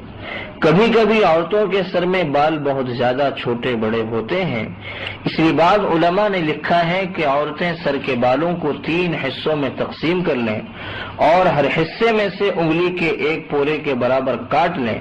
اس طرح یہ واجب صحیح ادا ہو جائے گا۔ اب ساری پابندیاں ختم ہو گئیں، نہا دھو کر اپنے سلے ہوئے کپڑے پہن لیں۔ عمرے کے بعد سے ایام حج تک، عمرے سے فارغ ہو کر آپ 8 ذی الحجہ تک بغیر احرام کے رہیں گے۔ اب آپ پر کوئی پابندی نہیں، ان دنوں میں آپ اوقات ضائع نہ کریں، حرم میں نماز باجماعت کا اہتمام کریں، ذکر کریں، تلاوت کریں۔ حرم میں ایک نیکی کا ثواب 1 لاکھ ہوتا ہے، اس کی قدر کریں۔ حدیث میں ہے روزانہ بیت اللہ پر 120 رحمتیں نازل ہوتی ہیں، 60 طواف کرنے والوں پر، 40 نماز پڑھنے والوں پر اور 20 بیت اللہ کو دیکھنے والوں پر۔ کچھ نہیں کر سکتے تو صرف بیت اللہ کو دیکھتے رہیں۔ اس زمانے میں سب سے اہم عبادت طواف ہے، لہذا جتنی اللہ نے طاقت دی ہو طواف کریں۔ نفلی طواف اپنے لیے، اپنے مرحومین کے لیے نفلی عمرے بھی کر سکتے ہیں۔ عمرہ کرنے کے لیے آپ مکے کے باہر مسجد عائشہ یا طائف کے میقات مسجد جعرانہ سے وہاں جا کر احرام باندھ کر آپ مکے میں آئیں، طواف سعی اور عمرہ کر کے حلق کریں۔ بڑی اونچی جگہ آپ پہنچے ہیں، پتہ نہیں آئندہ یہاں کی حاضری مقدر ہے یا نہیں، اس لیے ایک ایک لمحے کی فکر کریں، خوب گڑ گڑا کر دعائیں کریں۔ اللہ کی ذات بڑی عطا کرنے والی ہے۔ منت سے سماجت سے مانگو، در کریم سے سائل کو کیا نہیں ملتا۔ منت سے سماجت سے مانگو، در کریم سے سائل کو کیا نہیں ملتا۔ تصویر میں آپ مسجد عائشہ دیکھ رہے ہیں، یہی وہ مسجد عائشہ ہے جہاں سے نفلی عمرے کے لیے احرام باندھا جاتا ہے۔ مکے میں نماز قصر یا پوری، ایک مسئلہ آپ اچھی طرح سمجھ لیں کہ آپ مکے میں نماز قصر کریں گے یا پوری پڑھیں گے۔ مکہ مکرمہ میں داخل ہونے کے بعد نکلنے تک آپ کا قیام 15 دن یا اس سے زیادہ رہتا ہے تو آپ مقیم ہوں گے، آپ کو پوری نماز پڑھنی ہے۔ اور اگر 15 دن سے کم قیام ہو رہا ہے، آپ مسافر رہیں گے، آپ کو نماز قصر کرنی ہے، یعنی 4 رکعت والی فرض آپ کو 2 رکعت پڑھنی ہے۔ 15 دن شمار کرنے میں مینا، عرفات اور مزدلفہ بھی شامل ہے۔ دوسرا مسئلہ یہ بھی سمجھ لیں، حرم شریف میں نماز پڑھنے میں اس بات کا خاص خیال رکھیں کہ آپ کے دائیں بائیں کوئی عورت آ کر نہ کھڑی ہو جائے، کیونکہ وہاں عورتوں کا بہت اختلاط ہوتا ہے۔ ایک عورت کی وجہ سے 3 مردوں کی نماز خراب ہوتی ہے، عورت کے دائیں طرف والے کی، بائیں طرف والے اور اس کے پیچھے پڑنے والی کی۔ حج کے موقع پر خاص طور سے مسجد حرام میں اس کا بہت خیال رکھیں۔ مجمع کی بھیڑ کی وجہ سے اگرچہ احتیاط بہت مشکل رہتی ہے، مگر اتنا تو ضرور خیال رکھیں کہ اپنے سے اگلی صف میں کوئی عورت نہ ہو اور دائیں بائیں لگ کر بھی کوئی عورت نہ کھڑی ہو۔ اگر آپ سے اگلی صف میں یا دائیں بائیں کوئی عورت آ کر کھڑی ہو جائے تو آپ آگے بڑھ جائیں، البتہ مسجد نبوی میں عورتوں کا بالکل الگ انتظام ہے. مسجد حرام میں طواف کی وجہ سے الگ انتظام حکومت کے لیے مشکل ہے. اب آپ عمرے کا نقشہ دیکھ لیجئے. تصویر میں عمرے میں 4 کام کرنے ہیں، اس میں 2 فرض ہیں اور 2 واجب ہیں. الحمدللہ یہاں تک آپ کا عمرہ پورا ہو گیا، پر تفصیلی بیان ہو چکا. مکہ مکرمہ کے کچھ تاریخی اور متبرک مقامات. جنت المعلی مکہ مکرمہ کا قبرستان ہے. تصویر میں آپ دیکھ رہے ہیں کہ جنت البقیع یعنی مدینے کے قبرستان کے سوا تمام قبرستانوں سے افضل ہے. ہزاروں صحابہ کرام اور اولیاء اعظام اس قبرستان میں مدفون ہیں. حضور اکرم صلی اللہ علیہ وسلم کی پہلی بیوی حضرت خدیجہ الکبریٰ رضی اللہ تعالی عنہا بھی اسی قبرستان میں مدفون ہے. اس کی زیارت بھی مستحب ہے. جبل ابو قبیس مسجد حرام سے باہر صفا سے متصل ایک پہاڑ ہے. جس پہاڑ پر چڑھ کر حضور اکرم صلی اللہ علیہ وسلم نے قریش کو اسلام کی پہلی دعوت دی تھی. یہاں بنو ہاشم آباد تھے اور اسی پہاڑ کے ایک حصے میں وہ گھاٹی تھی جس میں 3 سال تک حضور اکرم صلی اللہ علیہ وسلم کے ساتھ بنو ہاشم کا بائیکاٹ ہوا تھا. صفا سے ملے ہوئے پہاڑ کے اس حصے میں آج شاہی محل بنا ہوا ہے، جبکہ سامنے والے حصے میں حکومت نے وہ خوبصورت سرنگیں نکالی ہیں جسے آپ تصویر میں دیکھ رہے ہیں. روایتوں میں ہے یہ وہ پہاڑ ہے جس کو کائنات کی تخلیق کے وقت اللہ تعالی نے سب سے پہلے پیدا کیا تھا. یہ ہے جبل ابو قبیس. مولد النبی صلی اللہ علیہ وسلم وہ جگہ ہے جہاں حضور اکرم صلی اللہ علیہ وسلم کی پیدائش ہوئی. صفا مروہ سے باہر والے صحن کے سامنے کے حصے میں جو مکان اور لائبریری نظر آ رہی ہے، یہی وہ مبارک جگہ ہے جہاں حضور اکرم صلی اللہ علیہ وسلم کی پیدائش ہوئی ہے. غار حرا حیل نور اور اسی کو جبل حرا بھی کہتے ہیں. اسی کے اوپر وہ غار ہے جہاں حضور اکرم صلی اللہ علیہ وسلم نبوت ملنے سے پہلے قیام فرما تھے، اور اسی غار میں جبرائیل امین وحی لے کر نازل ہوئے تھے. اس پر یہ آیتیں بھی لکھی ہوئی ہیں: اقرأ بسم ربک الذی خلق خلق الانسان من علق. یہ پہاڑ اپنی مخصوص اور نمایاں شکل سے دور سے ہی پہچانا جاتا ہے کہ یہ جبل نور یا جبل حرا ہے.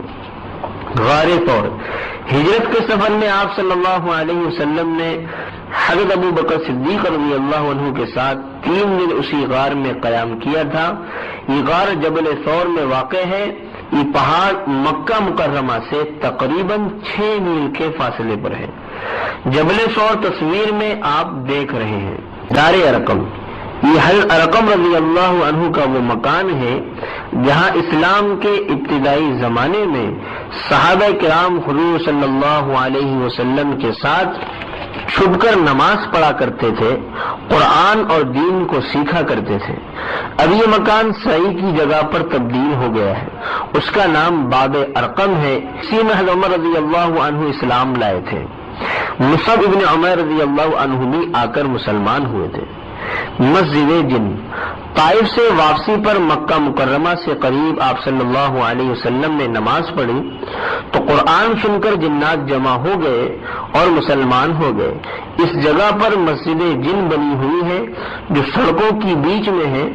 حرم سے شعب عامر کی طرف آتے وقت محلہ شعب عامر اور محلہ سلیمانیہ کے درمیان سڑک پر نظر آتی ہے، وہی مسجد جن ہے. تصویر میں آپ دیکھ رہے ہیں. مسجد رایا رسول اللہ صلی اللہ علیہ وسلم نے فتح مکہ کے دن اس جگہ فتح کا جھنڈا نصب کیا تھا.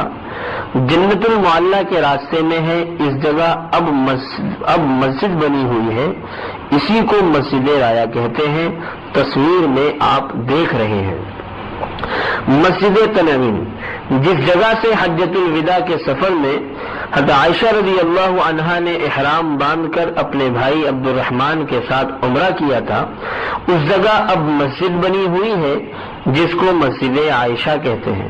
مکے سے شمال کی جانب 3 میل پر ہے. اسی کو مسجد عائشہ کہتے ہیں. تصویر میں آپ دیکھ رہے ہیں. مینا میں ایک بڑی مسجد ہے کہتے ہیں کہ اس میں 70 انبیاء کرام مدفون ہیں۔ تصویر میں آپ مسجد خیف کا نقشہ دیکھ رہے ہیں۔ مسجد نمرہ عرفات کے کنارے پر بڑی مسجد ہے جس کو مسجد نمرہ کہتے ہیں، تصویر میں آپ دیکھ رہے ہیں۔ مسجد مشعر الحرام مزدلفہ میں بڑی مسجد ہے۔ حجۃ الوداع کے سفر میں حضور اکرم صلی اللہ علیہ وسلم نے پوری رات ذکر و فکر اور عبادت میں اسی جگہ گزاری تھی۔ اب یہاں مسجد بنی ہوئی ہے، مسجد مشعر الحرام، تصویر میں آپ دیکھ رہے ہیں۔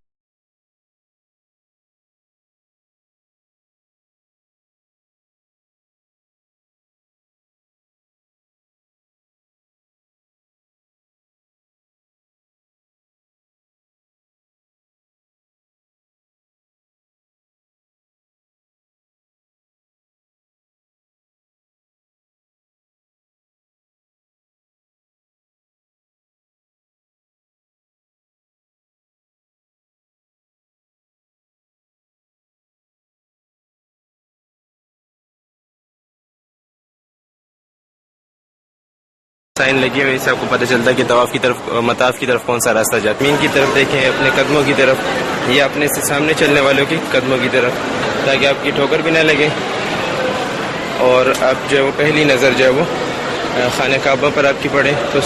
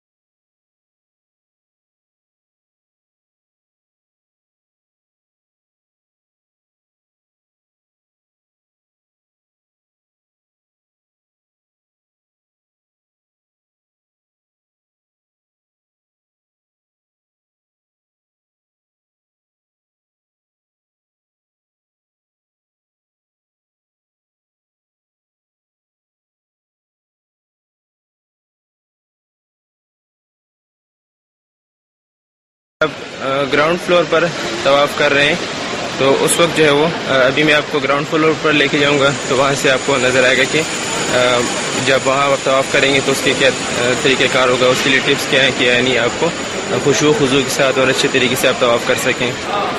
یہ سیڑھیاں جو ہے وہ نیچے مطاف کی طرف اتر رہی ہیں کہ یہ جو گراؤنڈ فلور ہے یعنی بیت اللہ شریف کے آس پاس کا جو مطاف ہے، تو یہ سیڑھیاں اس طرف اتر رہی ہیں۔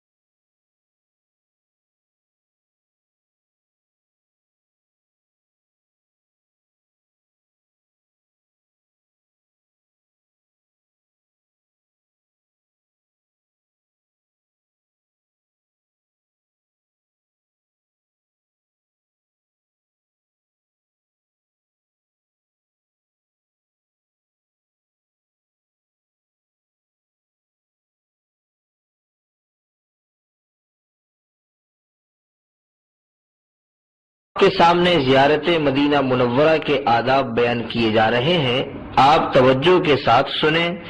حج کے بعد سب سے افضل اور سب سے بڑی سعادت سید الانبیاء رحمت للعالمین تاجدار مدینہ رسول مقبول صلی اللہ علیہ وسلم کے روضہ اقدس کی زیارت ہے۔ رسول اللہ صلی اللہ علیہ وسلم کی عظمت و محبت وہ چیز ہے جس کے بغیر ایمان ہی مکمل نہیں ہوتا۔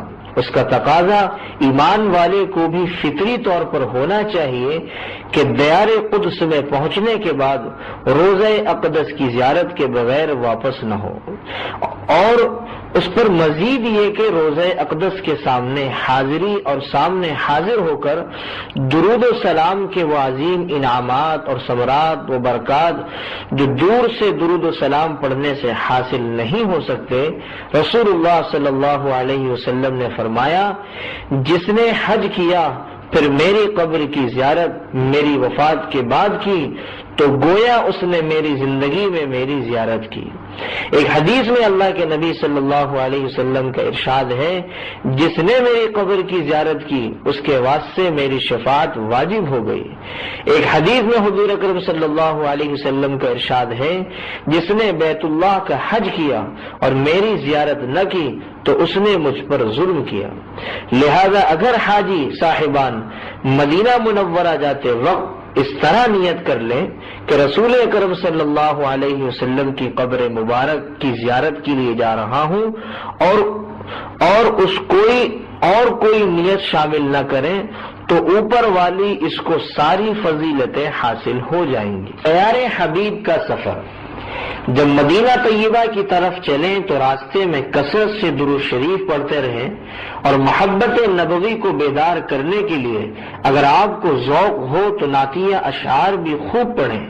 یہ سفر آپ کا بس سے ہوگا، بسیں اور گاڑیاں چند گھنٹوں میں آپ کو مدینہ منورہ پہنچا دیں گی۔ آپ کو راستے میں کہیں غسل کرنے یا لباس بدلنے کا موقع نہیں ملے گا، اس لیے مناسب ہے کہ آپ مدینہ منورہ کی روانگی سے پہلے غسل کر لیں اور مدینہ طیبہ کی حاضری کی نیت سے اچھے کپڑے بدل لیں، خوشبو لگائیں، راستے میں خوب ذوق و شوق کے ساتھ درود و سلام پڑھتے رہیں۔ حرمین شریفین کے قیام میں خاص کر مدینہ منورہ میں 5 چیزوں کا خوب اہتمام کریں تاکہ یہ چیزیں ہمیشہ کے لیے آپ کی عادت بن جائیں۔ گناہوں سے بچنا، درود شریف کی کثرت، اتباع سنت، قرآن کی تلاوت، دین کی دعوت۔ مدینہ طیبہ میں داخلہ، جب مدینہ طیبہ کی عمارتیں اور درخت نظر آنے لگے تو ذوق و شوق کو بیدار کر کے خوب درود شریف پڑھیں، خشوع خضوع اور تواضع کی کیفیت پیدا کریں۔ جب مدینہ منورہ سے قریب ہونے لگے تو اللہ تعالیٰ سے دعا کریں کہ اے اللہ، یہ تیرے حبیب کا شہر ہے اور تیرے حبیب نے تیرے حکم سے اس کو حرم قرار دیا ہے، اس میں میرے داخلے اور میری حاضری کو ہر قسم کے عذاب سے امان کا ذریعہ بنا، اور مدینے میں داخلے کے وقت اللہ کی طرف متوجہ ہو کر خشوع خضوع کے ساتھ یہ دعا پڑھیں، بسم اللہ ما شاء اللہ لا حول ولا قوة الا باللہ رب ادخلنی مدخل صدق واخرجنی مخرج صدق واجعل لی من لدنک سلطانا نصیرا۔ اے پروردگار، مجھے صحیح طور پر داخل کیجئے اور صحیح طور پر نکالیے اور اپنی طرف سے میرے لیے مددگار بنا دیجئے۔ پھر چلتے چلتے دعا کریں، اے اللہ، جس کرم سے تو نے مجھے یہ دن دکھایا ہے کہ میں تیرے حبیب کے محبوب شہر میں داخل ہو رہا ہوں، اسی کرم سے تو مجھے یہاں کی خاص برکتیں عطا فرما اور ان تمام باتوں سے میری حفاظت فرما جو ان برکتوں سے محرومی کا ذریعہ ہوں۔ مسجد نبوی میں حاضری، مدینہ منورہ میں بھی بسیں آپ کو آپ کی بلڈنگ تک پہنچا دیں گی۔ سامان ترتیب سے رکھ کر ضروریات سے فارغ ہو کر اگر داخلے سے پہلے غسل اور کپڑے بدلنے کا موقع نہ ملا ہو تو اب وضو یا غسل کر کے کپڑے بدل کر سب سے پہلے مسجد نبوی میں حاضر ہوں۔ یہاں بھی یہ بات دھیان میں رہے کہ اگر آپ پر تھکان زیادہ ہو تو آرام کر کے حشاش بشاش ہو کر پھر مسجد نبوی میں حاضر ہوں۔ مسجد میں جب داخل ہوں تو داہنے پیر سے داخل ہوتے ہوئے یہ دعا پڑھیں، بسم اللہ والصلاة والسلام علی رسول اللہ، اللہم اغفر لی ذنوبی وافتح لی ابواب رحمتک، نویت سنت الاعتکاف۔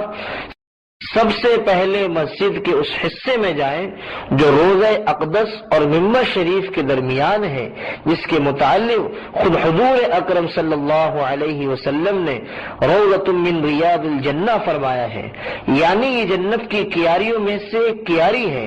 ریاض الجنہ کی پہچان کے لیے سفید قالین بچھا ہوا ہے، یہاں پہنچ کر سب سے پہلے 2 رکعت تحیۃ المسجد ادا کریں۔ تحیۃ المسجد داخل ہوتے ہی ادا کریں تو اچھا ہے۔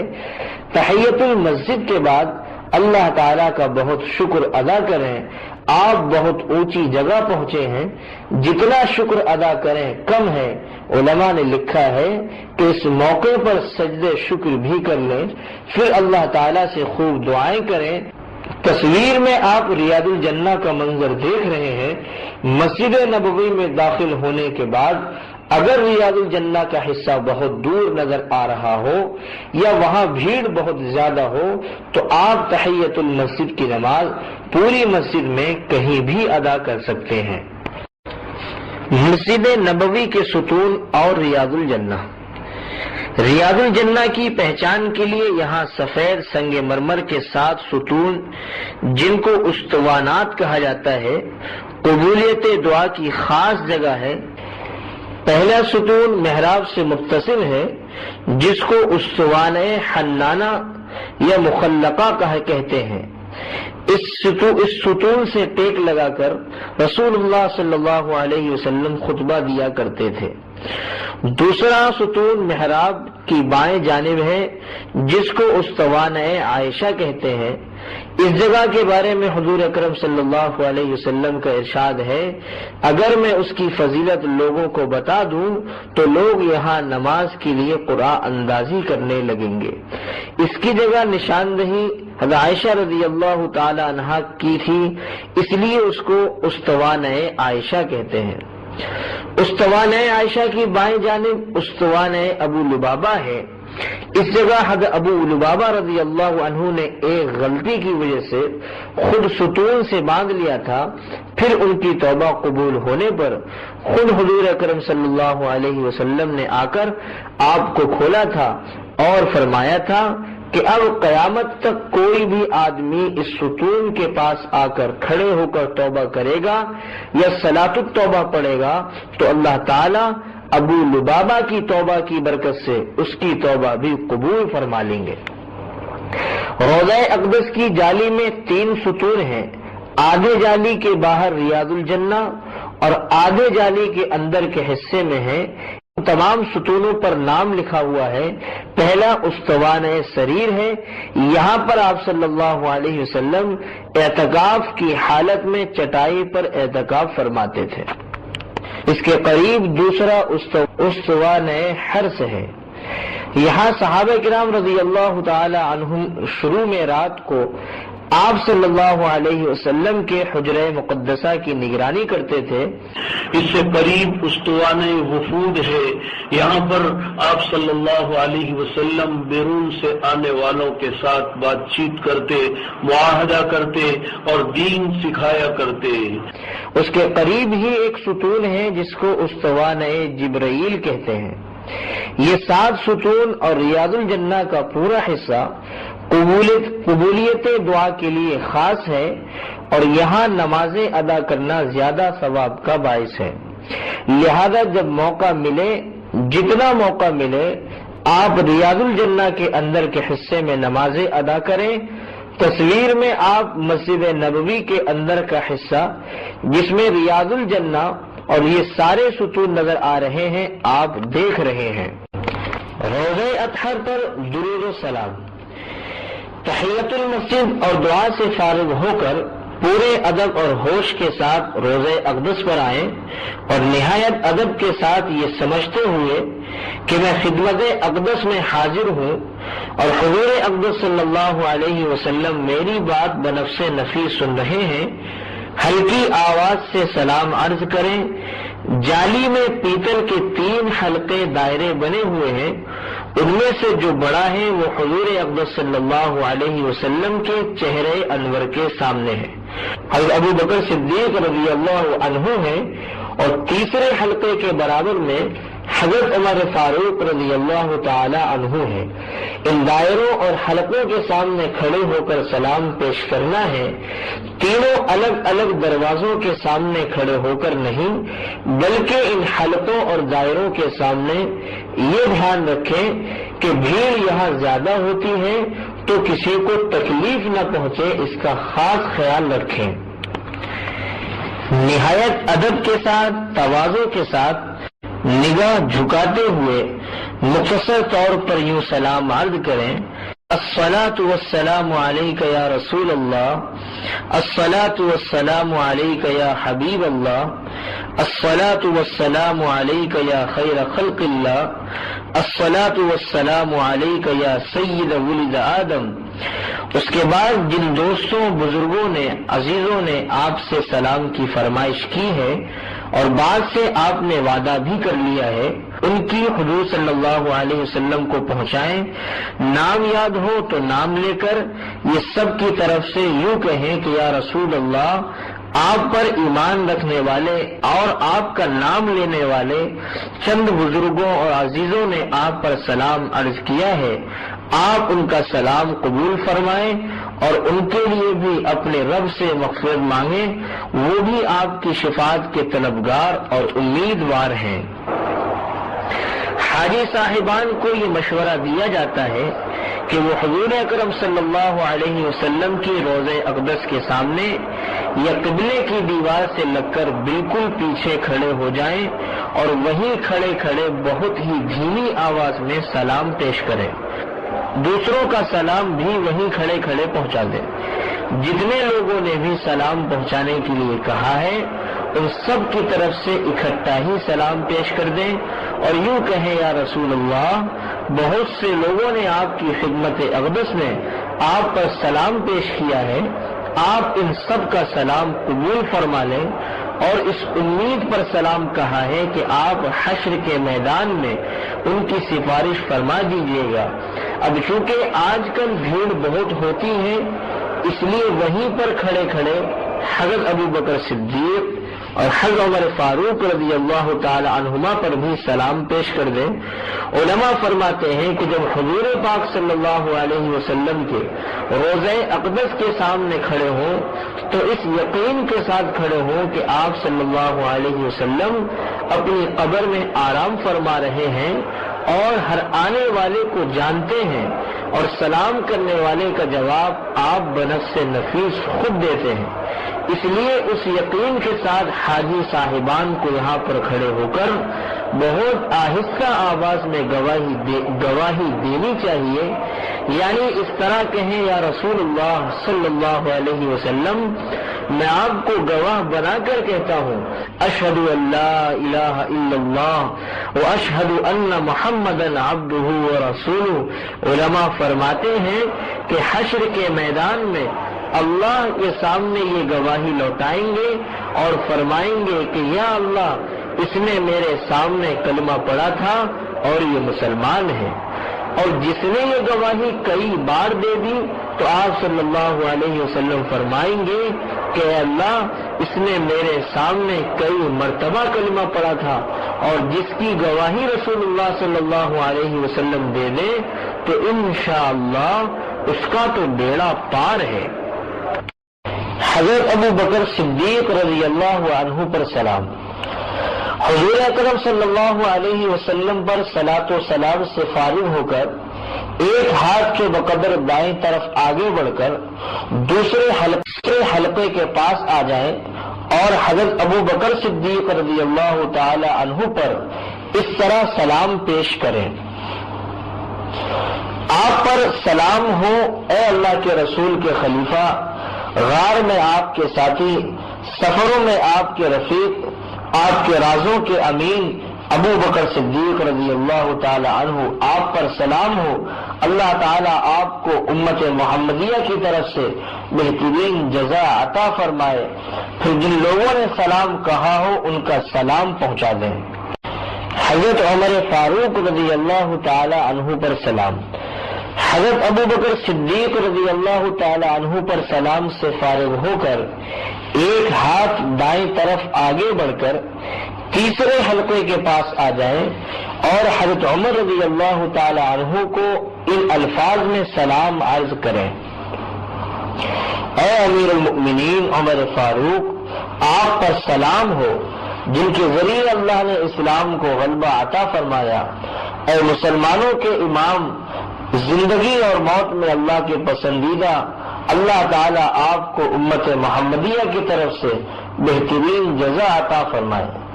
سلام پڑھنے کے بعد جن لوگوں نے آپ کو سلام کہا ہو ان کا سلام پہنچا دیں۔ اس کے بعد ریاض الجنہ میں جا کر 2 رکعات نماز پڑھ کر خوب دعا مانگے، مدینہ منورہ کے قیام کو خوب غنیمت سمجھے، جہاں تک ہو سکے زیادہ وقت مسجد نبوی میں گزارے اور درود شریف جتنا کثرت سے پڑھ سکتے ہیں پڑھتے رہیں، وقت بالکل ضائع نہ ہو اس کا خیال رکھیں۔ نبوی میں نماز کا ثواب۔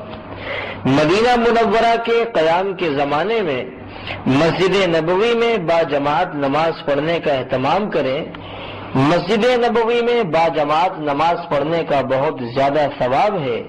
ایک حدیث میں حضور اکرم صلی اللہ علیہ وسلم کا ارشاد ہے: میری اس مسجد میں ایک نماز کا ثواب 1000 نمازوں سے بہتر ہے، سوائے مسجد حرام کے، کیونکہ مسجد حرام میں باجماعت نماز پڑھنے کا ثواب دوسری مسجدوں کے مقابلے میں 1,00,000 نمازوں سے افضل ہے۔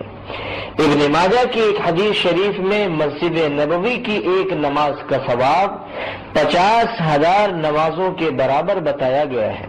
مدینہ منورہ کے قیام میں افضل ترین عمل یہ ہے کہ سرکار دو عالم صلی اللہ علیہ وسلم پر درود شریف کثرت سے پڑھا جائے اور نمازوں کو باجماعت مسجد نبوی میں ادا کیا جائے۔ مسجد نبوی میں 40 نمازوں کی بڑی فضیلت ہے۔ حضرت انس رضی اللہ عنہ سے روایت ہے کہ رسول اللہ صلی اللہ علیہ وسلم نے ارشاد فرمایا: من صلی 40 صلاۃ فی مسجدی ھذا، جس نے میری اس مسجد میں 40 نمازیں پڑھی، ان میں سے ایک بھی نماز فوت نہ ہوئی، یعنی چھوٹی نہ ہو، تو اس کے لیے اللہ کی طرف سے 3 قسم کی برات کا اعلان ہے، یعنی 3 قسم کی مصیبتوں سے براعت کا اعلان ہے۔ نمبر 1 جہنم سے حفاظت، نمبر 2 عذاب الہی سے حفاظت، نمبر 3 نفاق سے حفاظت۔ لہذا مسجد نبوی میں 40 نمازوں کو باجماعت ادا کرنے کا پورا اہتمام کریں اور فکر کریں۔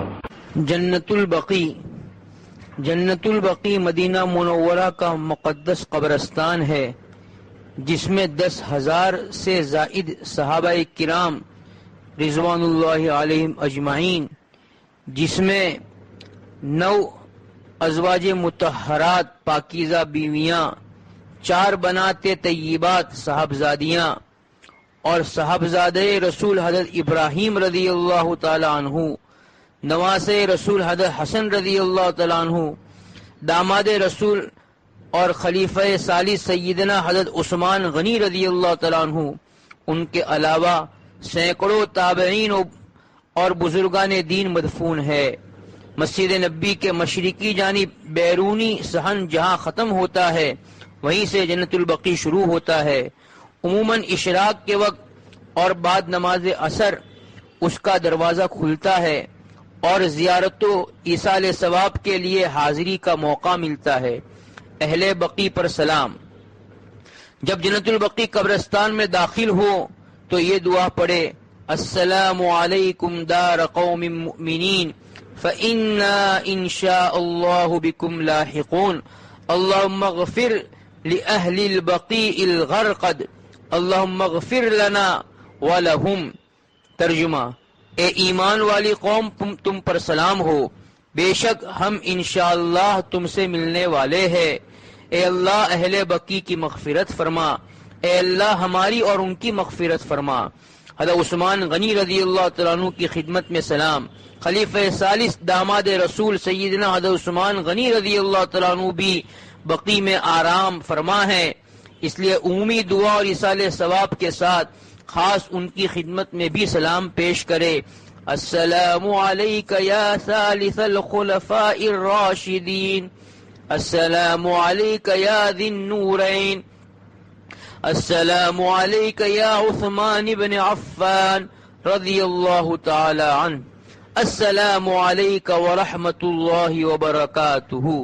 ترجمہ، اے خلفائے راشدین میں سے تیسرے نمبر کے خلیفہ آپ پر سلام ہو، اے دو نور والے آپ پر سلام ہو، اے عثمان ابن عفان رضی اللہ تعالیٰ عنہ آپ پر سلام ہو، آپ پر سلام ہو اور اللہ کی رحمت و برکات ہو۔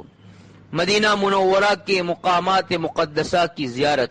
جس طرح مکہ مکرمہ میں تاریخی مقامات کی زیارت عمرہ گروپ والے کراتے ہیں، اسی طرح مدینہ منورہ کے تاریخی مقامات پر بھی انہی کی جانب سے لے جانے کا اہتمام ہوتا ہے اور چند گھنٹوں میں وہ اہم ترین مقامات کی زیارت کرواتے ہیں۔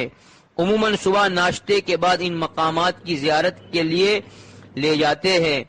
ان مقامات کا مختصر تعارف پیش کیا جا رہا ہے۔ مسجد غمامہ، یہ مسجد نبی کے جنوب مغرب میں 305 میٹر کے فاصلے پر واقع ہے۔ نبی کریم صلی اللہ علیہ وسلم آخری سالوں میں یہاں عید کی نماز ادا فرماتے تھے، اس لیے تاریخی کتابوں میں اس کا نام مسجد مصلی عیدگاہ والی مسجد ہے۔ آج کل یہ مسجد غمامہ کے نام سے معروف ہے۔ یہ مسجد بند رہتی ہے، بس باہر ہی سے زیارت کی جا سکتی ہے۔ اس کو مسجد غمامہ کہنے کی ایک وجہ یہ بھی لکھی ہے کہ نماز استسقاء کی ادائیگی کے دوران ایک بادل نے آپ کو دھوپ سے سایہ کیے رکھا تھا۔ مسجد ابو بکر، مسجد غمامہ سے 40 میٹر کے فاصلے پر یہ مسجد واقع ہے۔ مسجد غمامہ اور مسجد ابو بکر کے درمیان سے راستہ مسجد نبی کی طرف جاتا ہے۔ یہاں پر حضور صلی اللہ علیہ وسلم نے بعض اوقات عید کی نماز ادا فرمائی، پھر آپ صلی اللہ علیہ وسلم کے بعد خلیفہ اول حضرت ابوبکر صدیق رضی اللہ تعالیٰ عنہ نے یہاں عید کی نماز پڑھائی، اسی وجہ سے ان کی طرف منسوب کر کے اس کا نام رکھا گیا ہے۔ یہ ایک گنبد والی مسجد ہے جو ان دنوں بند رہتی ہے۔ مسجد علی، مسجد نبی سے 290 میٹر اور مسجد غمامہ سے 122 میٹر کے فاصلے پر واقع ہے۔ یہ بھی ان مقامات میں سے ہے جہاں رسول اکرم صلی اللہ علیہ وسلم نے نماز عید ادا فرمائی ہے اور عیدگاہ کی 3 مساجد میں سے تیسری ہے۔ اسے مسجد علی اس لیے کہا جاتا ہے کہ حضرت علی رضی اللہ تعالیٰ عنہ نے یہاں عید کی نماز پڑھائی تھی۔ مسجد عمر ابن الخطاب، مسجد نبی سے 455 میٹر اور مسجد غمامہ سے 133 میٹر کے فاصلے پر واقع ہے۔ بعض متاخرین کی رائے یہ ہے کہ یہاں بھی رسول اللہ صلی اللہ علیہ وسلم نے نماز عید ادا فرمائی اور اپنے دور خلافت میں حضرت عمر رضی اللہ تعالیٰ عنہ نے بھی یہاں عید کی نماز پڑھی ہوگی، اس لیے آپ کی طرف اسے منسوب کر دیا گیا۔ مسجد اجابہ، یہ وہ مسجد ہے جہاں نبی کریم صلی اللہ علیہ وسلم نے بہت لمبی نماز پڑھ کر 3 دعائیں کی تھی۔ ایک دعا یہ تھی کہ اللہ میری امت کو عام قحط سالی سے ہلاک نہ فرما۔ دوسری دعا یہ فرمائی تھی کہ اللہ میری امت کو اغیار کے تسلط سے ناکام اور ہلاک نہ فرما۔ یہ دونوں دعائیں قبول ہو گئی۔ تیسری دعا یہ فرمائی تھی کہ اللہ میری امت کو آپس کی خانہ جنگی سے محفوظ فرما۔ یہ دعا قبول نہیں ہوئی۔ مسلم شریف۔ اس مقام پر آج مسجد بنائی گئی ہے، اس کو مسجد الاجابہ کہتے ہیں۔ یہ مسجد جنت البقیع سے جانب شمال میں واقع ہے، اس میں جا کر 2 رکعت نماز پڑھ کر دعا کرنا مستحب ہے۔ مسجد جمعہ، حضرت مصعب بن عمیر رضی اللہ تعالیٰ عنہ اور حضرت اسعد بن زرارہ رضی اللہ تعالیٰ عنہ مدینہ منورہ میں نماز جمعہ پڑھاتے تھے۔ جب نبی کریم صلی اللہ علیہ وسلم ہجرت کر کے آئے تو قباء میں قیام فرمایا۔ جمعہ کے دن وہاں سے مدینہ منورہ کے لیے روانگی ہوئی۔ مسجد قباء سے تقریباً 1 کلومیٹر کے فاصلے پر بنو سالم کی بستی میں نماز جمعہ ادا فرمائی۔ بنو سالم نے اس جگہ مسجد بنا لی۔ جو مسجد جمعہ اور مسجد بنی سالم کہلاتی ہے، اس میں 650 نمازیوں کی گنجائش ہے۔ مسجد قباء وہ مسجد ہے جس کی تعمیر میں نبی کریم صلی اللہ علیہ وسلم نے اپنے دستے مبارک سے پتھر رکھا تھا، اور ہجرت کے بعد سب سے پہلے اس مسجد کی تعمیر ہوئی، اور یہی وہ مسجد ہے جس کے بارے میں قرآن کریم میں لمسجد اسس علی التقوی فرمایا ہے، سورہ توبہ۔ ترجمہ: وہ مسجد جو تقوی کی بنیاد پر تعمیر کی گئی۔ اب یہ مسجد بہت بڑی بن گئی ہے، سڑک سے متصل کھلے میدان میں ہے، اور یہ مسجد نبی سے تقریباً 3-4 کلومیٹر کے فاصلے پر ہے۔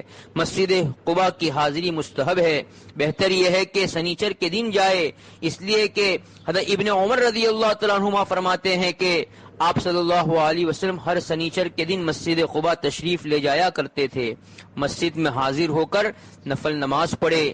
ایک حدیث میں ہے کہ آپ صلی اللہ علیہ وسلم نے ارشاد فرمایا، مسجد قباء میں نماز پڑھنا ثواب کے اعتبار سے ایک عمرہ کے مانند ہے، ترمذی۔ ایک دوسری حدیث میں ہے کہ جو شخص اپنے گھر میں وضو کر کے مسجد قباء آتا ہے پھر اس میں نماز پڑھتا ہے تو اس کے لیے ایک عمرے کے برابر ثواب ہے، ابن ماجہ۔ مسجد قبلتین، اس مسجد میں 2 محراب ہے، ایک بیت المقدس کی طرف اور ایک بیت اللہ کی طرف۔ نبی کریم صلی اللہ علیہ وسلم کی مدینہ منورہ ہجرت کے بعد 17 مہینوں تک بیت المقدس کو قبلہ بنا کر نمازیں ادا کی گئی۔ ایک دن اسی مسجد قبلتین میں رسول اللہ صلی اللہ علیہ وسلم نماز پڑھا رہے تھے کہ دربار الہی سے دوران نماز بیت اللہ کی طرف رخ کرنے کا حکم ہوا، اس لیے اس کو مسجد قبلتین کہا جاتا ہے۔ جبل احد کے بارے میں آپ صلی اللہ علیہ وسلم نے ارشاد فرمایا، احد جبل یحبنا ونحبہ۔ ترجمہ: احد ایسا پہاڑ ہے جو ہم سے محبت کرتا ہے اور ہم اس سے محبت کرتے ہیں، بخاری۔ احد پہاڑ کے دامن میں مشہور غزوہ احد ہوا، جن میں 70 صحابہ رضی اللہ عنہم اجمعین شہید ہوئے تھے، ان میں آپ کے ام محترم سید الشہداء حضرت حمزہ رضی اللہ تعالی عنہ بھی ہے۔ مستحب یہ ہے کہ شہدائے احد کی زیارت ہر جمعرات کو کی جائے۔ ملا علی قاری رحمۃ اللہ علیہ نے لکھا ہے کہ جبل احد اور شہدائے احد دونوں کی زیارت کی مستقل نیتیں کرے اور شہدائے احد پر سلام پیش کرے اور ایصال ثواب کا اہتمام کرے۔ مساجد 6: مسجد الفتح، مسجد سلمان فارسی، مسجد علی، مسجد عمر، مسجد سعد بن معاذ، مسجد ابو بکر۔ یہ 6 مسجدیں اسی جگہ بنی ہوئی ہے جہاں پر غزوہ خندق کا واقعہ پیش آیا تھا۔ مدینہ منورہ کے مشہور پہاڑ جبل صلاح کے دامن میں یہ مسجدیں ہے، جہاں جس صحابی کو نبی کریم صلی اللہ علیہ وسلم نے متعین فرمایا تھا اسی مقام پر ان کے نام سے مسجدیں بنا دی گئی تھی۔ پہاڑ کے دامن میں ایک اونچا ٹیلہ ہے، اس پر نبی کریم صلی اللہ علیہ وسلم غزوہ خندق کے موقع پر تشریف فرما تھے۔ وہاں پر ایک مسجد الفتح کے نام سے بنائی گئی۔ 1424 ہجری میں جبل صلاح کے دامن میں مسجد خندق کے نام سے ایک بڑی مسجد بنا دی گئی ہے، اور مساجد 6 میں سے بعض مسجدیں ان میں شامل ہو گئی ہے۔ نوٹ: باقی اور بھی مقامات مقدسہ ہیں جن کی تعداد 30 تک گنوائی جاتی ہے، اگر ہو سکے تو ان کی بھی زیارت کرے۔ 40 نمازیں، مرد حضرات مسجد نبی میں 40 نمازیں باجماعت ادا کرے۔ 40 نمازوں کی پابندی سے عذاب قبر اور نفاق سے برات اور جہنم سے خلاصی نصیب ہوتی ہے۔ مدینہ منورہ سے واپسی۔ مدینہ منورہ کا قیام جب پورا ہو جائے اور واپسی کا وقت آ جائے تو یقیناً وہ وقت ایک ایمان والے کے لیے ایک سانحے سے کم نہ ہوگا۔ اس دن آپ خاص اہتمام سے رخصتی ہی کے لیے روضہ اقدس پر حاضر ہوں، پہلے 2 رکعت ریاض الجنہ میں پڑھ کر خوب دعا کریں۔ اپنی دعاؤں میں یہ ضرور کہیں کہ اے اللہ، تیرے محبوب رسول اور ان کی اس مسجد اور ان کے اس شہر اور شہر والوں کے حقوق و آداب کی ادائیگی میں جو کوتاہیاں مجھ سے ہوئی ان کو اپنے خاص کرم سے معاف فرما، اور میری یہ حاضری آخری حاضری نہ ہو، اس کے بعد بھی یہاں کی حاضری کی توفیق دے۔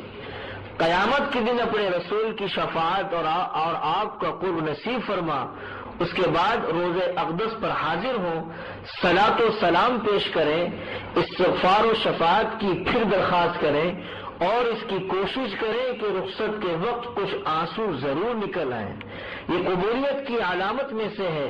پھر روزانہ آئیں تو رونے والوں کی سی صورت بنائیں، اور چلتے وقت ہو سکے تو کچھ صدقہ کریں، اور واپسی میں سفر کے آداب کی رعایت کے ساتھ واپس ہوں۔ اٹھ کے ثاقب گو چلا آیا ہوں اس کی بزم سے، دل کی تسکین کا مگر ساواں اسی محفل میں ہے۔ حجاج کرام سے آخری گزارش۔ اب الحمدللہ حج، عمرہ اور زیارت مدینہ منورہ پر تفصیلی بیان پورا ہوا۔ آپ حضرات اپنے سفر میں معتبر علماء کرام کی کچھ کتابیں بھی ضرور رکھیں تاکہ دوران سفر آپ استفادہ کر سکیں، فائدہ اٹھا سکیں۔ دوران سفر کوئی مسئلہ اگر حج، عمرہ یا زیارت میں پیش آ جائے تو علماء کرام سے ضرور پوچھیں، اگر وہاں کوئی نہ ملے تو اپنے یہاں کے ایک دو علماء کرام کے نمبرات بھی ضرور اپنے پاس رکھیں تاکہ ضرورت کے وقت رجوع کر سکیں۔ شریف میں ہے الحج المبرور لیس لہ جزاء الا الجنہ، حج مبرور کا بدلہ سوائے جنت کے کچھ نہیں۔ حج مبرور کس کو کہتے ہیں؟ اس کی تشریح میں علماء کے بہت سارے اقوال ہیں، ان میں ایک قول حضرت حسن بصری رحمۃ اللہ علیہ کا بھی ہے۔ وہ فرماتے ہیں کہ حج مبرور اس حج کو کہتے ہیں جس حج کے بعد حاجی کی زندگی میں تبدیلی آ جائے، زندگی نیک اور صالح بننے لگے۔ اخیر میں تمام حجاج کرام سے مؤدبانہ درخواست کی جا رہی ہے کہ اس مبارک سفر میں اپنی دعاؤں میں ہمارے ادارے دینیات کو اور اس کے تمام اراکین کو بھی شامل کر لیں اور پورے امت کے لیے بھی دعائیں کریں۔ اللہ تعالی آپ کے اس سفر کو آسان فرمائے اور قبول فرمائے۔ وآخر الدعوانا ان الحمد للہ رب العالمین۔